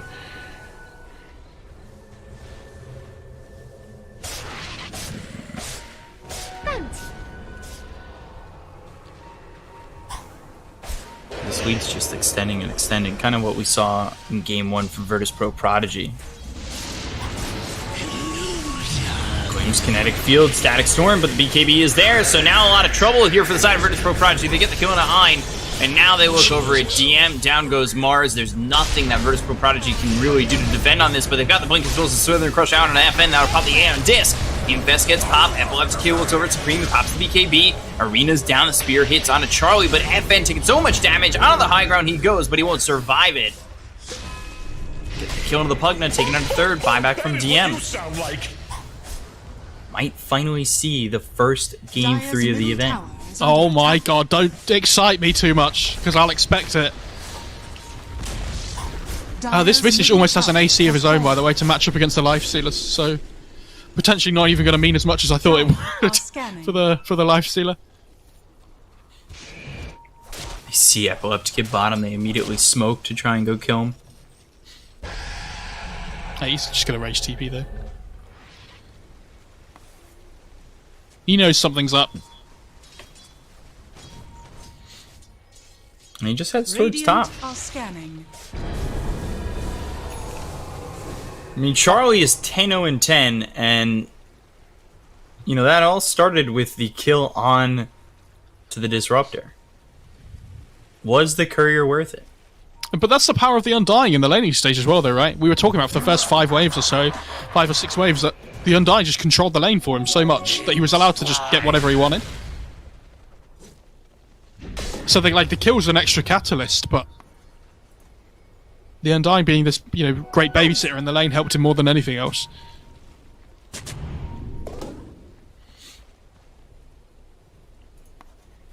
Mindbreaker picked up here for save. Ninjas of Pajamas setting up over towards mid, and let's see what they can do. Is they've got 3 heroes here for the side of Prodigy up towards the top. They're trying to finish off this AC as best they can. They're by the secret shop. If they can grab the gold for this for Epileptic Kid, finish off the AC, and I guess see what they would do. Still very hard, down by so much. So Crit is going for the second item blink, by the way, so he's going to have this Yours blink, and like we talked about in the draft, I think it's his job to find the Pugna every single fight.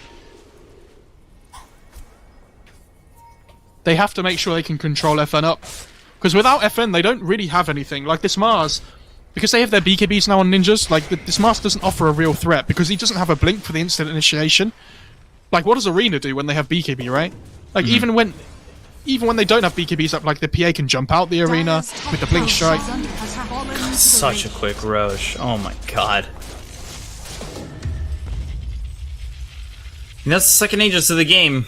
Now an Aegis on Charlie. Like, what do you do? 9-second BKB. We saw, you know, Static Storm gets placed on him when he pops the BKB and just charges at Prodigy. Ein goes, hit you with the Static Storm, and then Phantom Assassin just says, hit you with a crit dagger. You're dead. Bye. I'm not. I mean, it is so disheartening. That's for sure. Dire's top tower is under attack. There's almost a nullifier on the PA as well, so this decrep isn't even... The decrep isn't even going to save FN's life anymore, or like whoever uses it on. Because as soon as that nullifier comes out, it's just going to purge it off straight away. Finds a great Fairy Fire on the PA as well.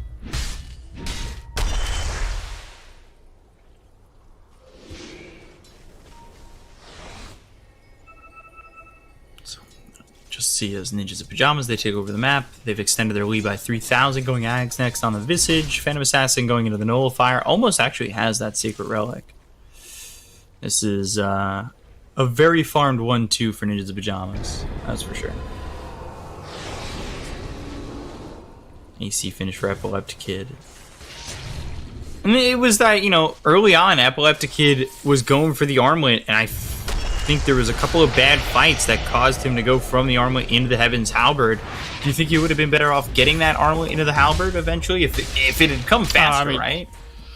Yeah, potentially, but then at the same time, like, he would have been so far behind now without the Midas. Like, I think the Midas was fine, but I don't know, it just feels like they took so many bad fights in a row because they can't fight into this PA. Like, because Charlie had such a good start, and Charlie took part in all the early fights, they had like a good 2 or 3 minute window on VPP, where they took a couple of really good fights around the mid-tier 1. But after that, Static Storm, BKB's being missed popped it. by Supreme. There's the Infest being popped. Supreme taking a lot of damage, but he has the cheese, so he's A-okay. The Bramble Maze locks up Ein as well as Save. Shadow gets thrown. Power Shot comes in. A lot of damage on Era, but Ein and FN are already gone. Era's going to survive here with under 50 health. They look over at DM. Epileptic Kid on the run. The Terrorize comes in. They'll grab the kill onto the Lifestealer, taking out DM, and we are getting what we have been hoping for the entire tournament, a Game 3. Ninjas in Pajamas, this is the best we've seen from them yet, and they get themselves a well-deserved Game 2. Yeah, much better from them. I'm so pleased for them that they've finally shown what they're capable of this tournament, though, right? Like, not only did we get a Game 3 in the tournament, but for them, I think that was really important. Like we said, if they go out of this tournament without performing as well as they know they can, they'll have been so disappointed. And it could have been a bit of a, a crusher for them, but they played so much better this game. Their early game looked 100 times better. Like, they weren't afraid to make these plays, like, take the fight around the mid-tier 1 relatively early. Like, even the PA came over, went for these early drums. And it's nice to see Saberlight playing more of a sacrificial role, I think, in that 3. Because a lot of the time when he plays like these Underlords and Centaurs and things, he does get a huge amount of farm for himself. But it's nice to see him be more versatile here and play a kind of like this third support almost, right? Which normally is a bad thing when you say that about an offlaner. But, I think Saberlight played really well here. I think Crit was definitely my MVP, though. He played insanely well on this Willow, like finding pickoffs by himself, but also like some big spell usages early on, I think secured the fights for them. Yeah, and when you open up the game for your 1 and 2 like that, Charlie, of course, going 12-0 and 12. He almost had the Bob scoreline, which would have been 13-0 and 13, but one off on those. It was a really good game there from Ninjas in Pajamas, and I think it really did, stem from the laning phase. It looked a little shaky at first for like the first 5 minutes or so, but they really put a handle on it and did so well, and that's the Ninjas in Pajamas that we were expecting. It comes off the back of a really good game from Crit, as well as Charlie and Supreme. So I'm really hoping we see more of that. We get ourselves the first game through the tournament, finally. It's not going to be 7 straight 2-0s. But Game 3 is coming up next. So Ninjas in Pajamas, they've got 1. And then the other side, VP.Prodigy, they've also got 1. Putting us out of Game 3. We'll be back with that Game 3 in just a moment. Stay right there.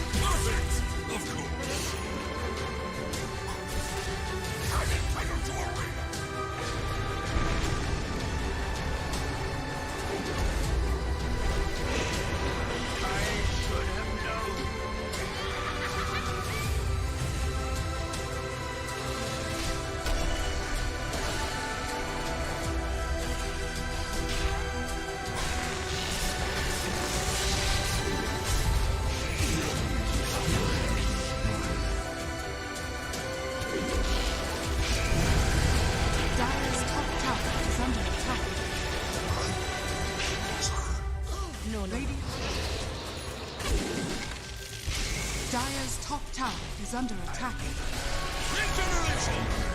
Radiant's bottom tower is under attack. Radiant's bottom tower has fallen.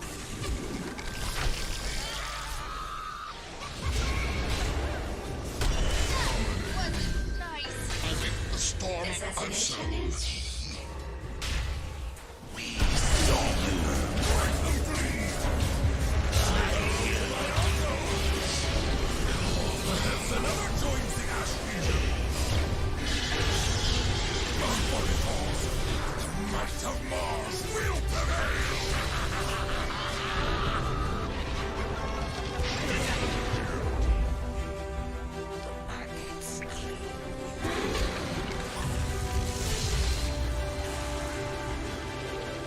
Dire's middle tower is under attack. Beneath the tree. Its bottom tower is under attack.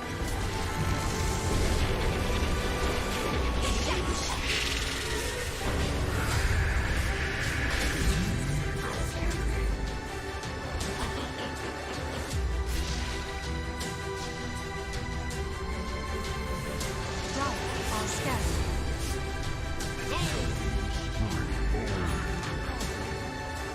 Radiant structures are fortified.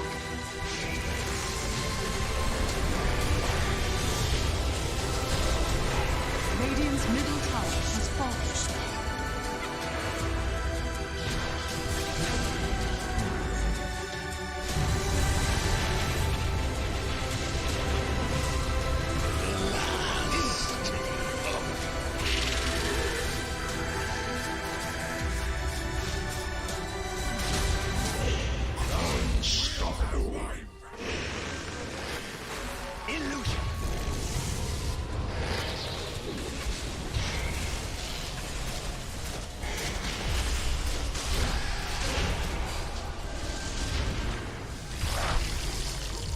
The death you deserve.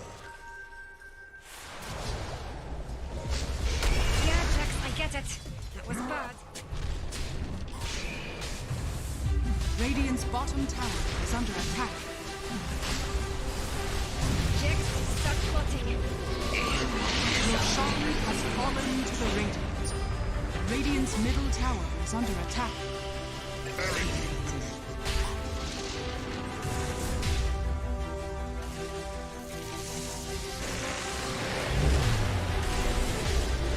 All right, and welcome back here. Game 3. Finally! Get ourselves a Game 3 Ninjas in Pajamas against VP.Prodigy. It had to happen to the lower bracket in an elimination game. Ninjas in Pajamas finally, they finally get one on the board, and they look good doing so. And, it's VP.Prodigy against Ninjas in Pajamas, where the winner will go on to take on OG tomorrow. So, pretty exciting. Definitely a test if you're going to win this series. It's a long run coming from this first round of the lower bracket, that's for sure. You take a look as, the winner goes up against OG. The winner of the next series goes up against Navi. But that's, just winning this best of 3, the next one, the next one, the next one. Like, that's 4 BO3s now just to get back to a potential grand final BO5. So, it's a long journey for any of these teams if they're going to make it. Like it's going to be tough. Yeah, I'm looking forward to seeing like some of these other teams though in the lower bracket, especially. I think Alliance have played really well so far this tournament in the games that I've watched. I'm not surprised that they're there, and I think Nigma, especially GH, has been absolutely incredible. So not surprised to see them in the upper bracket final either. But in terms of the lower bracket, like all these teams so far that we've seen have had like a little bit of ups and downs. Like OG played really well in game 2. They played relatively poorly today in comparison, but maybe Nigma are just making them look worse than they potentially are.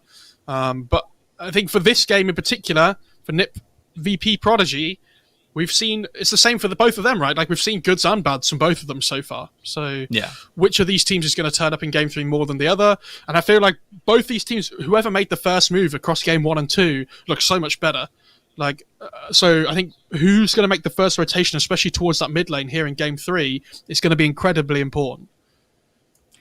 Yeah, so coming into this game 3, VP.Prodigy, they have first pick, and I was going to say if they can get it, they take it, but that first ban coming in from Ninjas in Pajamas is, of course, that Doom. And, going back just to talk about what the road ahead of these teams, like, and even looking at the next BO3 between Viking and or Viking GG and Fly to Moon, like that's a close series too.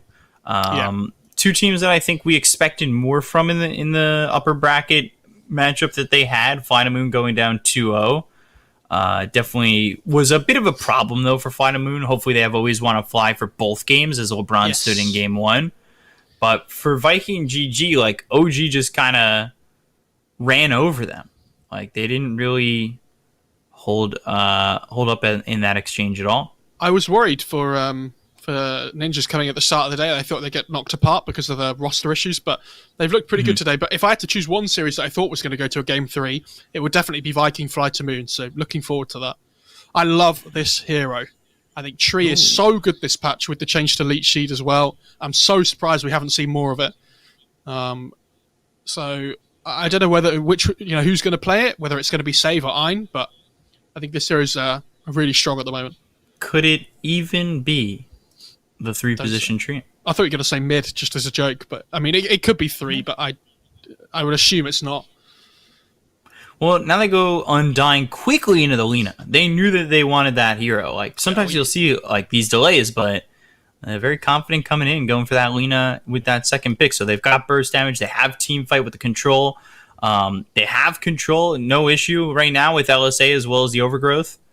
So things for Prodigy, just these 2 picks alone, I think kind of, and this is such a draft analysis cliche, check the boxes. I feel like that is one of those lines that gets said quite a bit. And like we said, VPP love this hero though, right? Like we talked about how it got banned out first phase by NiP before. Like they will take this this Lina at the first opportunity if they can. And I'm so unsurprised that Ninjas go back for that Willow again after last game. I think Crit played incredibly well. It's a small masterclass on the hero, but it's like it covers bases though. Again, like you said, with tick boxes, like it gives them the team fight that the Undying, like it gives with Tombstone, and maybe they lack stuns a little bit, like hard stuns. But I think it's a pretty good support combo. Lots of damage coming through with like Soul Rip, with Shadow Realm, with Bedlam. Well, it was the combo in the previous game. Wonder if they're just going to draft the same thing. Sword Art. What, the whole lineup? Phantom Assassin, Visage. The difference is though that they banned the Slardar, but they have the Living Armor this time on the Treant as well, which is really good defensive purposes on heroes against anti-armor anyway.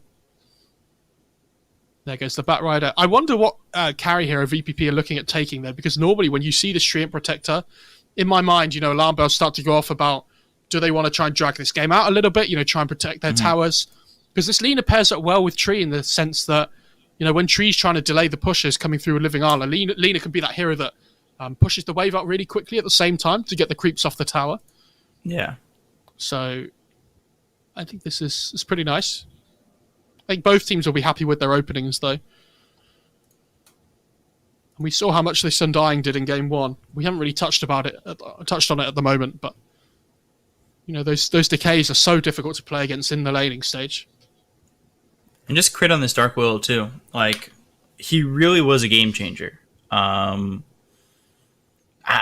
don't think that's a hero that you can really even ban phase 1. I know it's one of his best heroes, and maybe you'd want to respect ban it, but I just don't see how you could potentially, ban that and leave something open if you're Prodigy, Yeah, I agree. It's almost a hero you have to give up. I think I was going to say the Terrorblade still being in the pool is a big deal here, but they instantly take it out. I think TB, something like Beastmaster and Sword are getting taken out. I think Anti-Mage still being in the pool is interesting for VP.Prodigy as well. I think it lanes up okay. It's like it does fine against Undying and Willow, especially in the mid to late game, right? And okay, it's the go-to carry hero at the moment. What was the build we saw last time? Because it wasn't the Meteor Hammer, right? Some people go Midas. Some people go Drums. I think there's 4 different items you can go for first. Blade Mail is the really the one that not a lot of people do, which I don't really like. Midas is the popular one at the moment. Then you sometimes see the Meteor Hammer, and you sometimes see the Drums as well. Because the Drums is just such a good item at the moment. Like, you can build it on so many different heroes. And it's always going to be strong.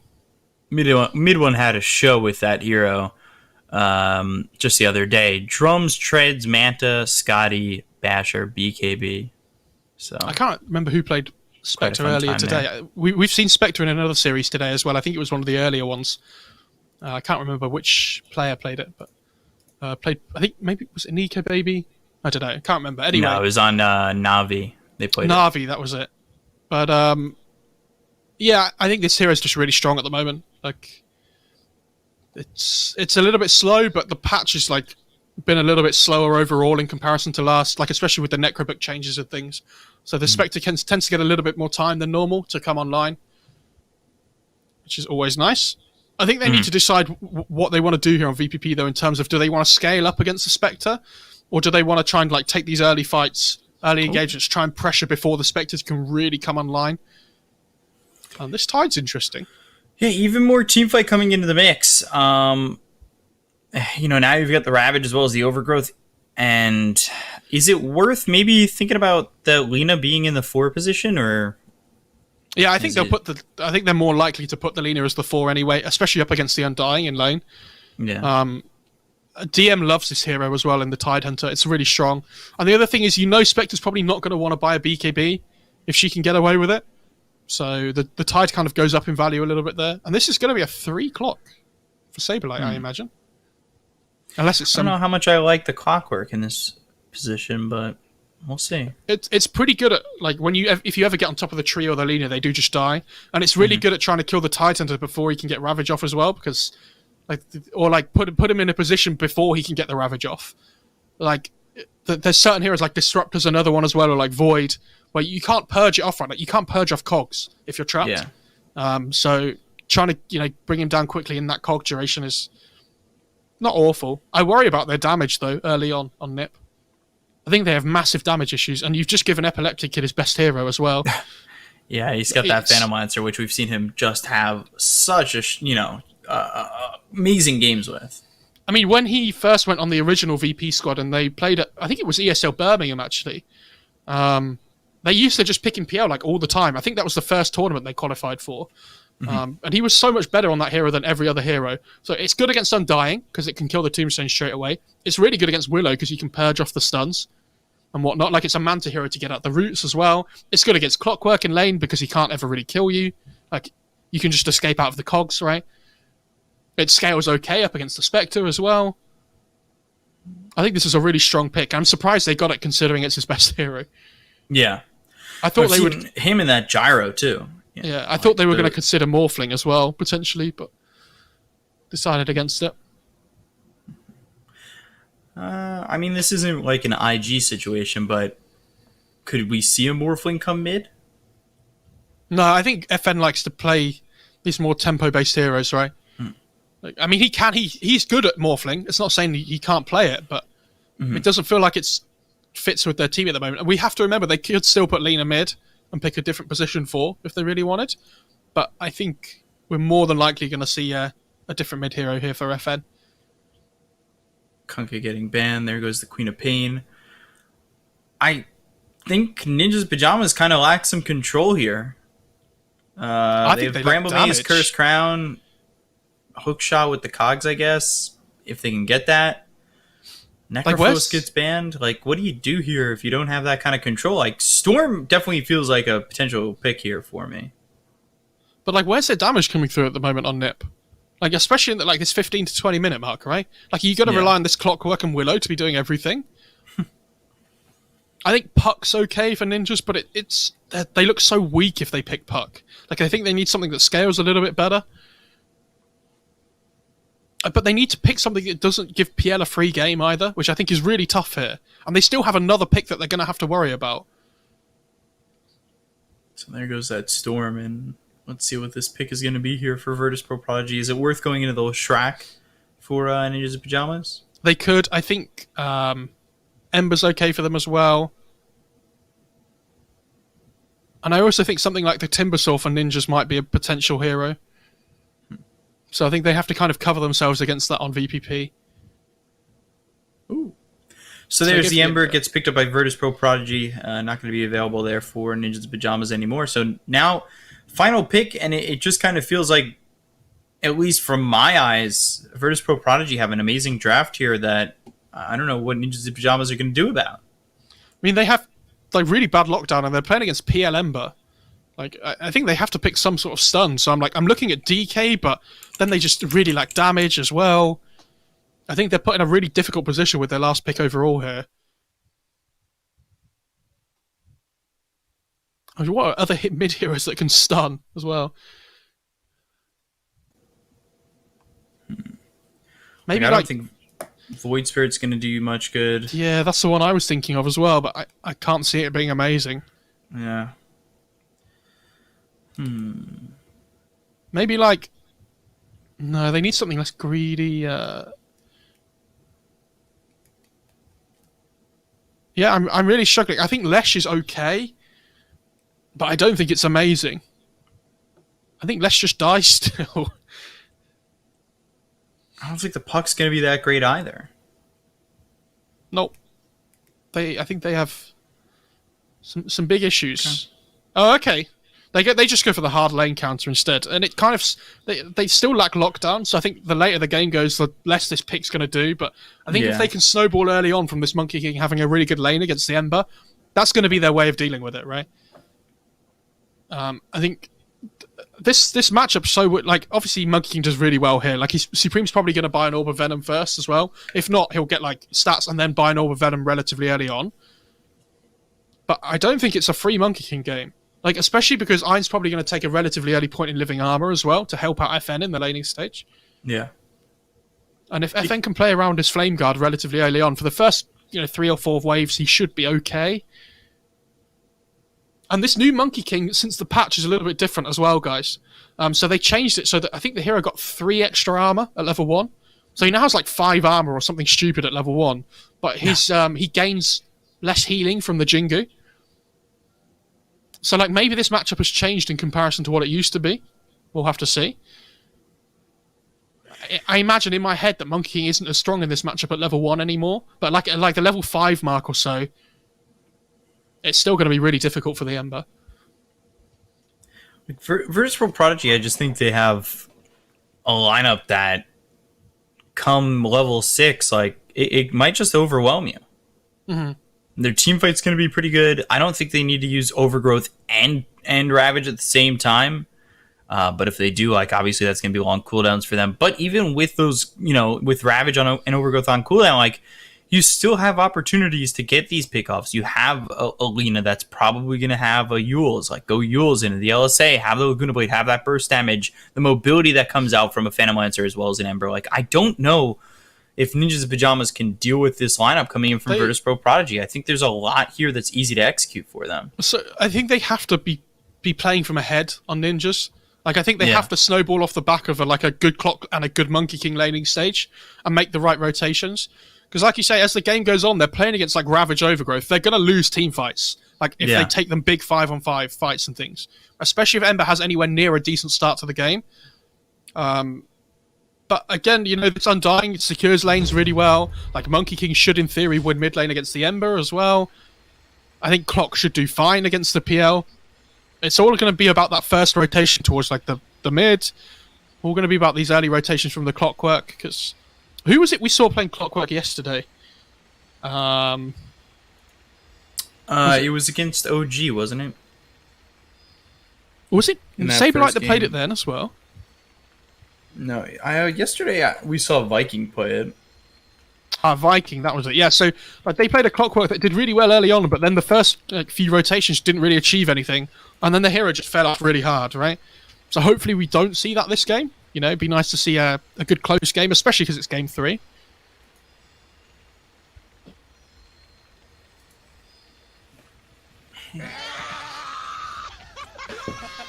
Finally, we get a game 3. Just really hoping that it ends up living up to the expectations we've put on it. VPP love this voice line, don't they?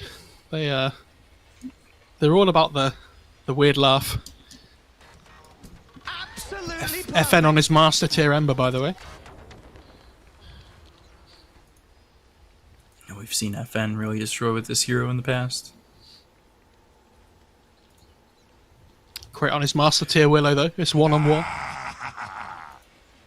Thank you, DM. I didn't think it was that funny, but okay. Gotta, give out a complimentary laugh every now and then. All right, let's Twitch chat vote again, guys. Press 1 if you think NiP are gonna win. Press 2 if you think VPP are gonna win. I think this, in my mind, I feel like VPP are probably favourites here, but it's all about the people. I'm a man of the people, B-Cop. I want to know what they think. 30 seconds to battle. Well, what do the people think? Remember, you always have that 3 option. Just saying. Look at this tree on his little monkey career. Is this the actual new Monkey King model? Is that what I'm seeing here? It's the Arcana. Oh, nice. Monkey King Arcana. The battle begins. So Supreme gets a ward down here, over towards mid. They've got one for VP.Prodigy, of course. They've also placed their other ward. Okay, so Monkey over King gets the by, same life steal as he did before, but he gets less damage from the Jingu. Okay. Especially at level 1. It goes down from 60 to 40 from last patch. But he gets 3 extra armor, which is pretty crazy. And the Wukong's command change, the only changes that were made to that hero. Yeah, I think the Wukong the Wukong leech stuff's seed, pretty that's nice changed. though. So for everybody at home that don't know the difference between the prior leech seed and now, what's the biggest difference for this tree protector? So the leech shield has gone back to what it used to be, effectively, so that you now get the healing to your allies as well when you cast it, which is really nice. Like it does a lot more damage than it used to, I'm pretty sure. But it does have a huge mana cost still. So if you take it at level 2 and you work with Nature's Grasp and Leech Seed, you can have some mana issues. He's just punching crit though at the moment with this Boots First build. Yeah, moving fast enough when you hit for 91, wouldn't you? Hitting for a whole bunch of damage. Bramble Maze lay it down. And Rocket Flare level 1 for Saberlight on this Clockwork. Yeah, that's fine. You tend to take that skill early on just so you can secure the range creep. Yeah. Especially because there's not really any kill potential in this lane. There's no point taking cogs. You're seeing with this Quelling Blade that you went for, they're just cutting all the trees down. Love it. That is what you sound like. I hate that voice line so much. I don't know if they can hear it or not, the viewers, but... Dear Lord. Yeah, it's I think that's OG's favorite voice line as of right now. No, they're all about the Napa, whatever it is. Oh yeah. You're not Yeah, friends with that me, one as are well. you? They were spamming both yesterday quite a bit. Are more people going to catch on to the voice line meta game from OG? Era in trouble. Spectral Dagger thrown out. But Era very survivable with the fact that he's got 8 strength here via the decay. I'll just change your attention over to this Spectre for a moment. And then over mid, Supreme just throwing out that balanced strike. He's actually got quite a bit of an experience lead over FM for the moment. Yeah, it's not just the experience, it's the gold as well. Like, look at the difference. He's 17-6 on the Monkey King to the 9-0 of Ember. This Monkey's doing a really good job. He's like a whole level ahead almost. Oh, sorry, he's not, about a half a level ahead. Stun comes out again. Era in trouble, but DM with a soul rip, he'll fall. And Save, he's trying to trade here, gets the stun, kills off the Undying. Charlie can't get the return kill, so at least Save gets something out of that. But it feels like the same as last game, right? Where the Undying dies, but it doesn't matter. Because, like Charlie was doing on his PA last game, he's not dying, like he's not under threat here at all. This Undying just secures the lane for him.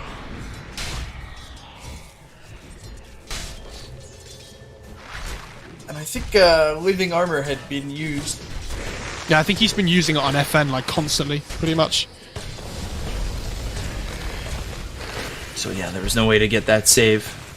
I wouldn't be surprised to see FN like just go to the jungle soon, potentially. I mean, he's only level 4, Supreme's just hit level 5.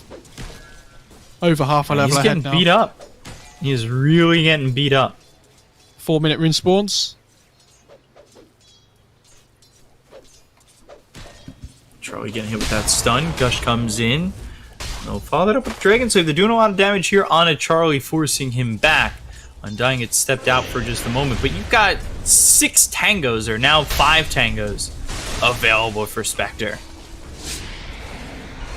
And Era again now hit with the stun. Do they have the damage? Yes, they do. So this time, that death doesn't turn into anything of bearing. 4 ninjas in pajamas. They get the kill on the Undying for VP.Prodigy. That looks and feels pretty good.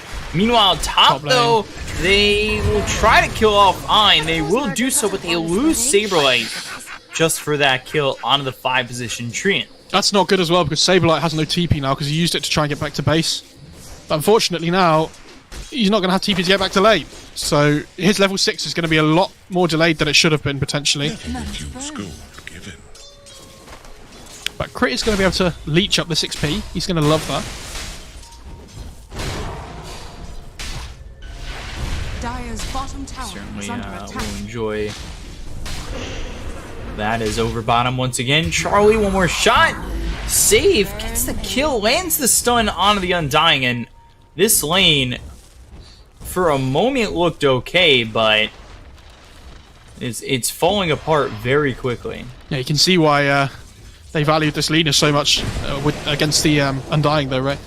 Like this constant poke damage coming through is really difficult for him to deal with, especially now they've got the levels online, and that's why they banned it in game 1 on ninjas. In game 2, sorry.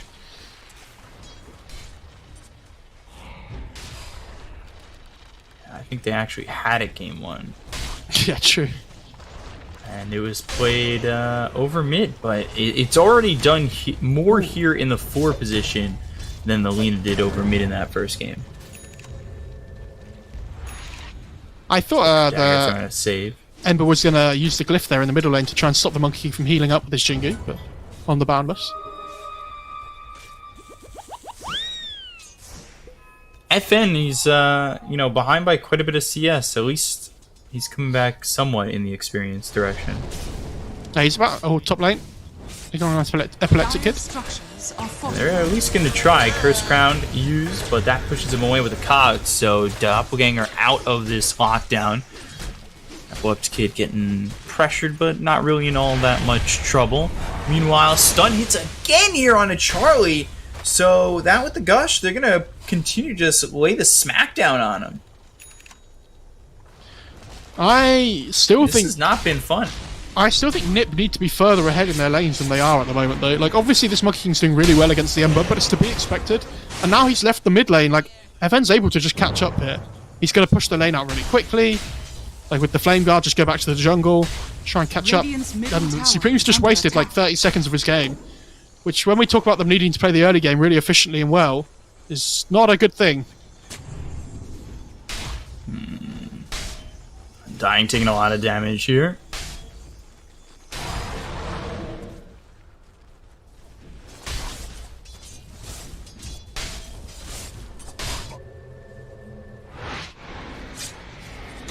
TP bottom from Saberlight. Hookshot coming through, saving some trouble. Dragon Slave stun hits on 2. Battery Assault gets some distance, but not enough. Saber ends up falling. That's a killing spree going the way of Saberlight. However, with that rotation, it does open up some space top for Epileptic Kid. Yeah, I mean, my problem with that is, yeah, but it's your first big hookshot reveal, right? And you kill the position 4.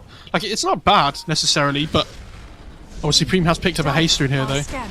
Yeah, he'll come up top with it, but he's got to find Epileptic Kid, in which he does. Crit, he's come over as well, but Save now TPing towards top, so they're not going to put more pressure on the Epileptic Kid than they have already.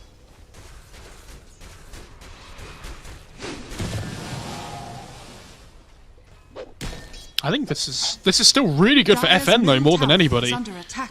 Like, the fact that he was so far behind, right? And he's just all of a sudden he's back in the game. Like, he's ahead of the Spectre in net worth.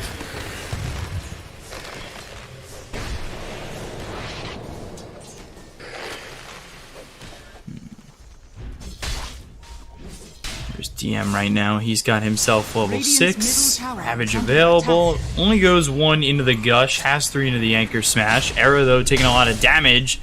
If DM feels it necessary, maybe throws the Ravage out and they go for a couple of kills here with yeah, Save making the rotation, but Save, he's come over, lands the stun. Dragon Slave Decay keeps him alive a little bit longer, but with FN making the rotation, they've got the slice, they'll get the kill, and the courier for Charlie goes down. They have Ravage. It hits on the Supreme. Now they've got the Ravage and also hits Charlie. So Supreme in some trouble. The Boundless Strike hits onto all three heroes down towards bottom. They get the cone to save. They look over as now the hook shot hits onto this Tide Hunter. FN looking to now run as everybody is here for Ninjas in Pajamas.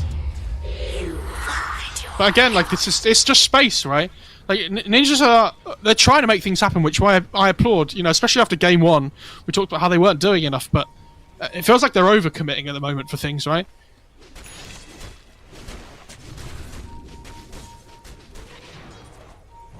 Yeah, it does feel like they're overcommitting.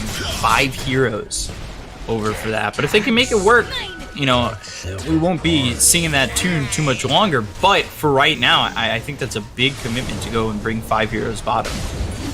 Supreme, Boundless Strike, and all of a sudden Monkey King in trouble. Anchor Smash once again. He has living armor though. To land a gush. It's on cooldown. Supreme, he ends up getting away. FN now being turned on. Cursed Crown avoided. It's not gonna matter. Overgrowth comes through. Laguna Blade thrown at Saberlight. They'll get the kill onto the Clockwork. Damage though onto Ein is enough to get the kill. I don't know where that right click came from through the air there. Was it a dagger or what? Yeah, that was weird. Odd. It came from like top. So the big thing though for NiP is that they've survived the first Ravage right down in this bot lane before, which is huge. Like they didn't get a huge amount from it on VPP. Radiant's middle tower is under attack. They just need to keep farming on their Ember, keep farming on their PL. But for NiP, at least the Spectre's having a relatively good time. Like he has this Treads Drums now, going back for that Radiance, which against the PL, definitely going to be the item choice to go for.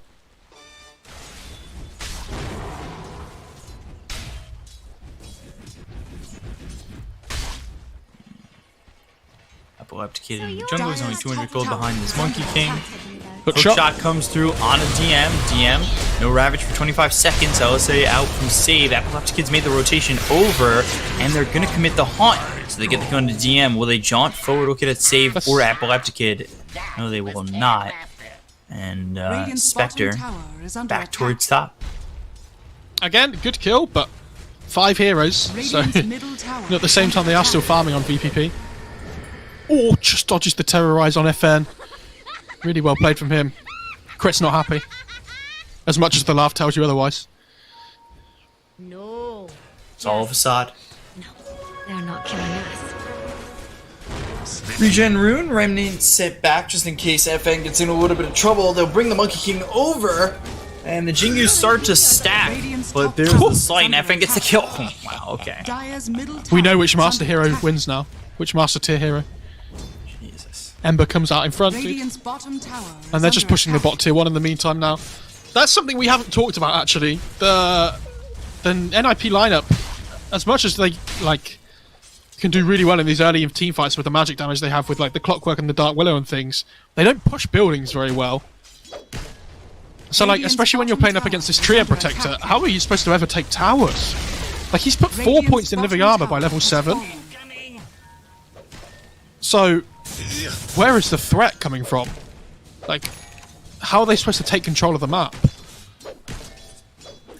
And that's something we talked about back when we were seeing Treant more and more. Like, if you don't commit to get these towers, they're just going to be healed up. Yeah, look at the top tier 1. It's almost back to full health. There's a Diffusal on PL now as well. Like, he can actually join in fights if he really wants to now at this point.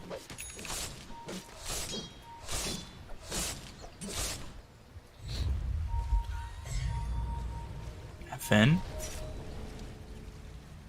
Slight, and that slight hits, so they actually, I think there's enemy vision, but there's no ward there.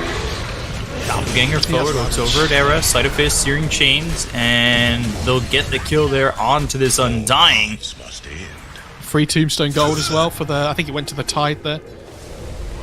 And this is what I mean, like, but it hits this point in the game where they have Ravage and Overgrowth. And how are they supposed to fight into this on NiP? It feels really difficult. Let's see what they can do. Saberlight, you know, throws down the cogs already. DM taking a lot of damage, forces out the Ravage. Ravage hits on everybody. The Laguna Blade comes on to Supreme. Supreme low, balance strike, and won't survive. Saberlight hook shots, but it doesn't get him anything. They get the kill on the Spectre's in clock, trouble they as look over well. at the Spectre. Spectre's surrounded by 4 of these heroes. They'll get the kill onto the Spectre eventually. And, well, Charlie will die. They'll look for more Era chasing Ein. It's not going to matter. There's the Searing Chains, and the damage from the Anchor Smash from DM is the finishing blow. 4 for nil. And they've got so much out of this exchange. All of a sudden, it's a 3K net worth lead. The DM did a really good job there of just positioning himself between the other team and the rest of his team. He's like, if you want to go on us, you're going to have to go through me first. And they start just trying to pump away at him, but he pops the Ravage. And what's the answer? Like, the Monkey King just dies instantly. He doesn't even have Wukong's leveled up at the moment, so they can't even try to fight around that. Balance strike, Curse Crown, FN Oh no! does not avoid it this time, and survives. At least for now. Living Armor's a pretty good spell, huh? Haunt committed! Oh, they still can't get him! Ay, ay, ay, ay, ay, ay. That sums up this game so far for them, unfortunately, I think. God. So close yet so far.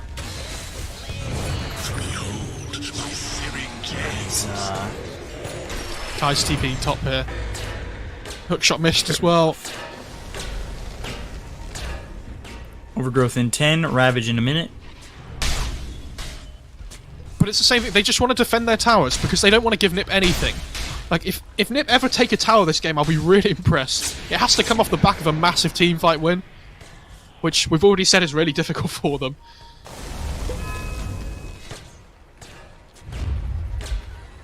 Smoke from Ninjas of Pajamas. 4 heroes smoked up on this. It's 4 heroes smoked up. They don't have Haunt. So Charlie won't be joining in the fight unless he's close by. They need to just keep getting this farm up on the Spectre. Like, when he gets his Radiance online, maybe they can try and fight around that. Like, between that and the Wukongs. But until the BKBs come out for like the Monkey King and maybe whoever else, this Ravage is always going to be a massive threat. Smoke gets nothing, unfortunately. Meteor Hammer here for the Treant, who has quite a bit of gold. And how much does this feel like game 1 where they're just outscaling them, right? Dire's middle tower is under attack. But, I mean, this time's a bit different because NiP have tried to take fights, but whereas in game 1 they didn't. Eyeing up Charlie here. Commit the Overgrowth. They do have Ravage just in case it's needed. They could actually hold it. Meteor Hammer comes down. They get the gun of the Spectre. They're going to TP and commit. Saberlight just throws a hook shot into the vast abyss. Middle tower is under attack. Radiant's Almost top like he tower set that is up. under attack. Look at DM, he's doing the Before he same thing finished the again. TP. Like, he wants to put himself between the rest of his team and their team. So he's going to stand between the tier 1 and the tier 2 and just say, if you want to go on us, you've got to go through me.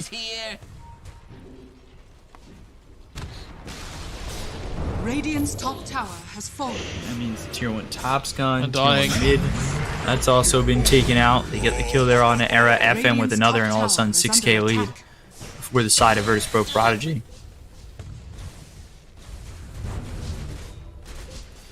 Spectre still working on this Radiance. Dire's middle tower Does there is under come a attack. point where Charlie just has to give up on the Dire Radiance? are scanning. I think he has to, but like if he doesn't go for Radiance, how are they supposed to deal with the PL?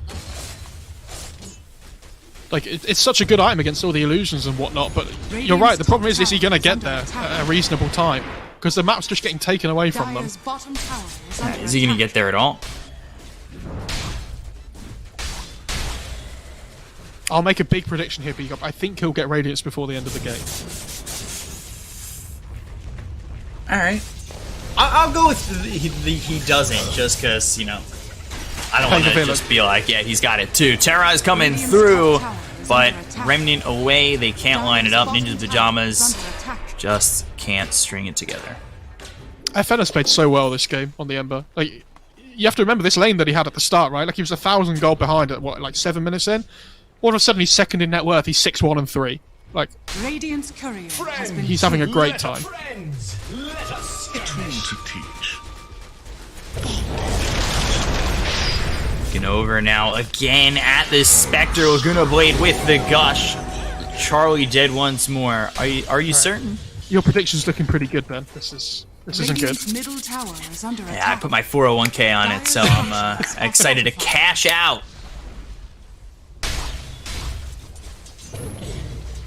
Supreme just sitting up towards top, trying to push in this bottom tier 1. Dire's courier has been Meanwhile, they're killed. losing a tier 2 over mid, and you know things are going from bad to worse. They've got Epileptic Kid top of the net worth. He's got himself that Diffusal going into the Manta. Of course, he lost his courier, so you know might be some time. But Ember going Deso FN.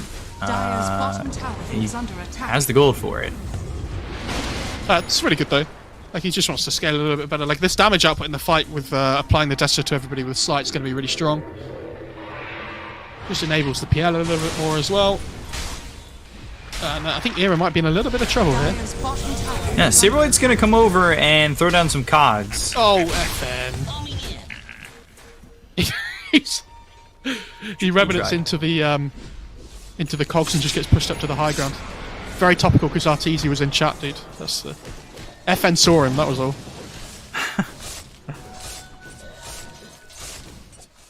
Tier 2 tops getting low.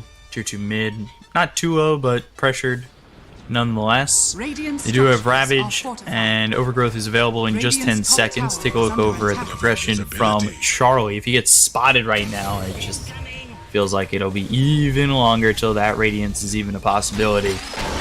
Hook shot comes through on FN. Shadow Realm. Bramble Maze down. The Ravage is in. And now everybody's in trouble. The Laguna Blade hits on the Supreme. They get the kill there onto the Monkey King. Now they look over the Clockwork Saberlight. He is in a bad spot. No man's land. Terrorize comes through. Hits onto the Lena. They've got the Bedouin, but they lose Era as well. Saberlight. Crit now on the run.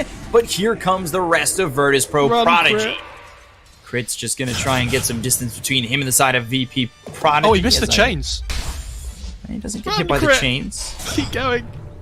Just a Another wee fairy. slight in the Shadow Realm, and he's got him. All right, takes him on a trip. Never in doubt. And Charlie's just farming his Radiance, dude. Here we go. Here's the comeback, I'm telling you.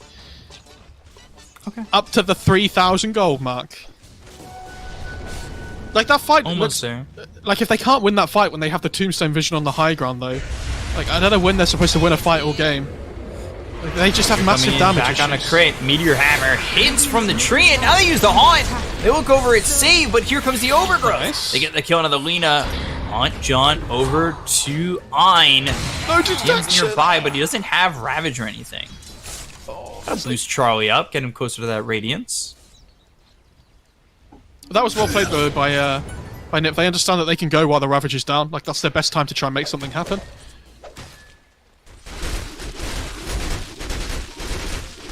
Radiant's bottom tower is under attack. Finish for Epileptic Kid. He's in the jungle continuing to farm. Now going into an Abyssal Blade.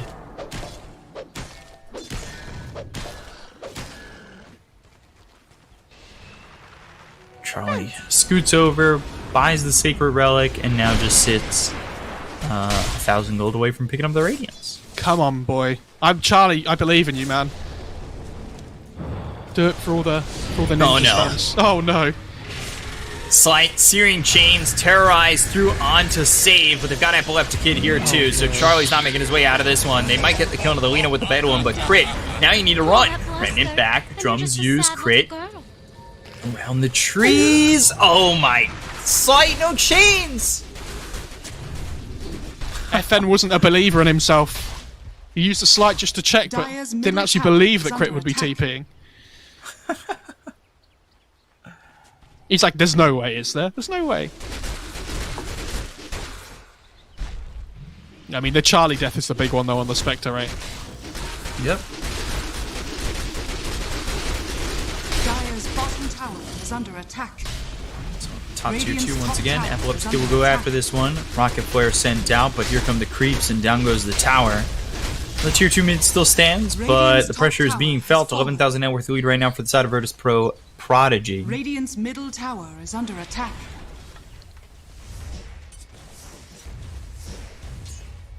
But, I think with this Roche being up here as well, like, they have Ravage up right, like they have Overgrowth. Everything's ready, so once they've pushed their lanes out a little bit, This is going to be the big fight for the next both these teams. I think if Ninjas take a bad fight around the pit here, especially if VPP try to take it before this Radiance comes online, this is going to be an absolute disaster for the Radiant. Do they almost have to take this fight? I don't think they can. Like, they have to wait for the Radiance. It's the only chance they have of winning the fights. I mean, they're going to smoke up here, but, like, maybe Saberlight can steal it? That's probably the best they can hope for. Dire are scanning. Yeah, I mean, there's not many people protecting the pit right now from a hook shot to come through. Scan comes in, that's going to spot the Undying. They'll evacuate from the pit. Yeah, they see the sentry drops and stuff, though. Like, this Clockwork's, like, hanging around in smoke. He's like, guys, I'm going to do it. I'm going to do it for Charlie. Charlie, man, you farm that Radiance. I've got you. He's only a couple hundred gold away from it. My 401k is in jeopardy. Here we go. Can he get it? To Inferno. Oh, Here we go. Look at where Ein is. Ein trying to set up. Yeah, they're getting the block. Ein with the block. Cogs are out, but, well, Saberlight, nothing he can do. I think when you're It this was far worth a behind, shot. though, You gotta go for it. Never refuse gold. yeah, when you're this far behind, you have to go for it. Yeah. But that's exactly what they needed to be, looking for. Trying to just make the move. Risk it all. Radiant's middle Here we tower go. is This is under it. attack. This is The the fight. recipe is out to Charlie, but what if they killed the courier before he got it? They don't. Get the Liquid Blade out onto the Undying. They'll grab the Here we kill go. on, and get now the behind them, FN! He's dead. They take away an 8-time spree, and well, that's it. Now on cooldown for another 140 I mean, seconds. is Hook just shot in. comes through out on the Ein. Ein does have the overgrowth. He'll try to get it off, try to do what he can with the team coming back to help him. Overgrowth is there. Down goes Crit. They look over at Saberlight. And where are you going to go? He's dead too. Yeah, but they got the Ember, dude. Game I mean, has changed. the sad thing for NiP is that they didn't use Ravage, and they can still go. Like, they've still got the Aegis right and Epileptic Kid as well. Like, with this Radiant's Basher, he's middle so tower strong. is under attack. There's no Haunt up for them. Radiant's middle tower has fallen. Ravage still available. Radiant's bottom tower is under attack. I'm just going from tier 2 to tier 2. How do you fight into both Overgrowth and Ravage? It's tough, isn't it? Yeah. Radiant's bottom tower is under Radiant's attack. Bottom tower has fallen. But this is what we were saying in the draft, right? They had so many problems with until their last pick. And then they had like one pick left to solve them, and they didn't... You can't solve all the problems with one pick. Like, Unfortunately, not in this situation. You can't. you want this 10th pick for your in the overall draft to be like, wow, like we've really taken them by surprise. They haven't got anything to deal with this pick, right? Oh, tree, Ein. He's so tanky. Trouble tanking up. Stun thrown by Save. Wukong's behind them. Ravage is out. This hits onto just about everybody except for Supreme. Saberlight, he'll end up dying. Crit's dead as well. So 2 heroes already gone on the side of Ninjas in Pajamas. The BKB's been popped by Supreme just to leave. I mean, it's a pretty good fight though for NiP, honestly. Like, they get the Ravage and they still trade 2 for 2, so could be worse. The problem is they still can't deal with the PL.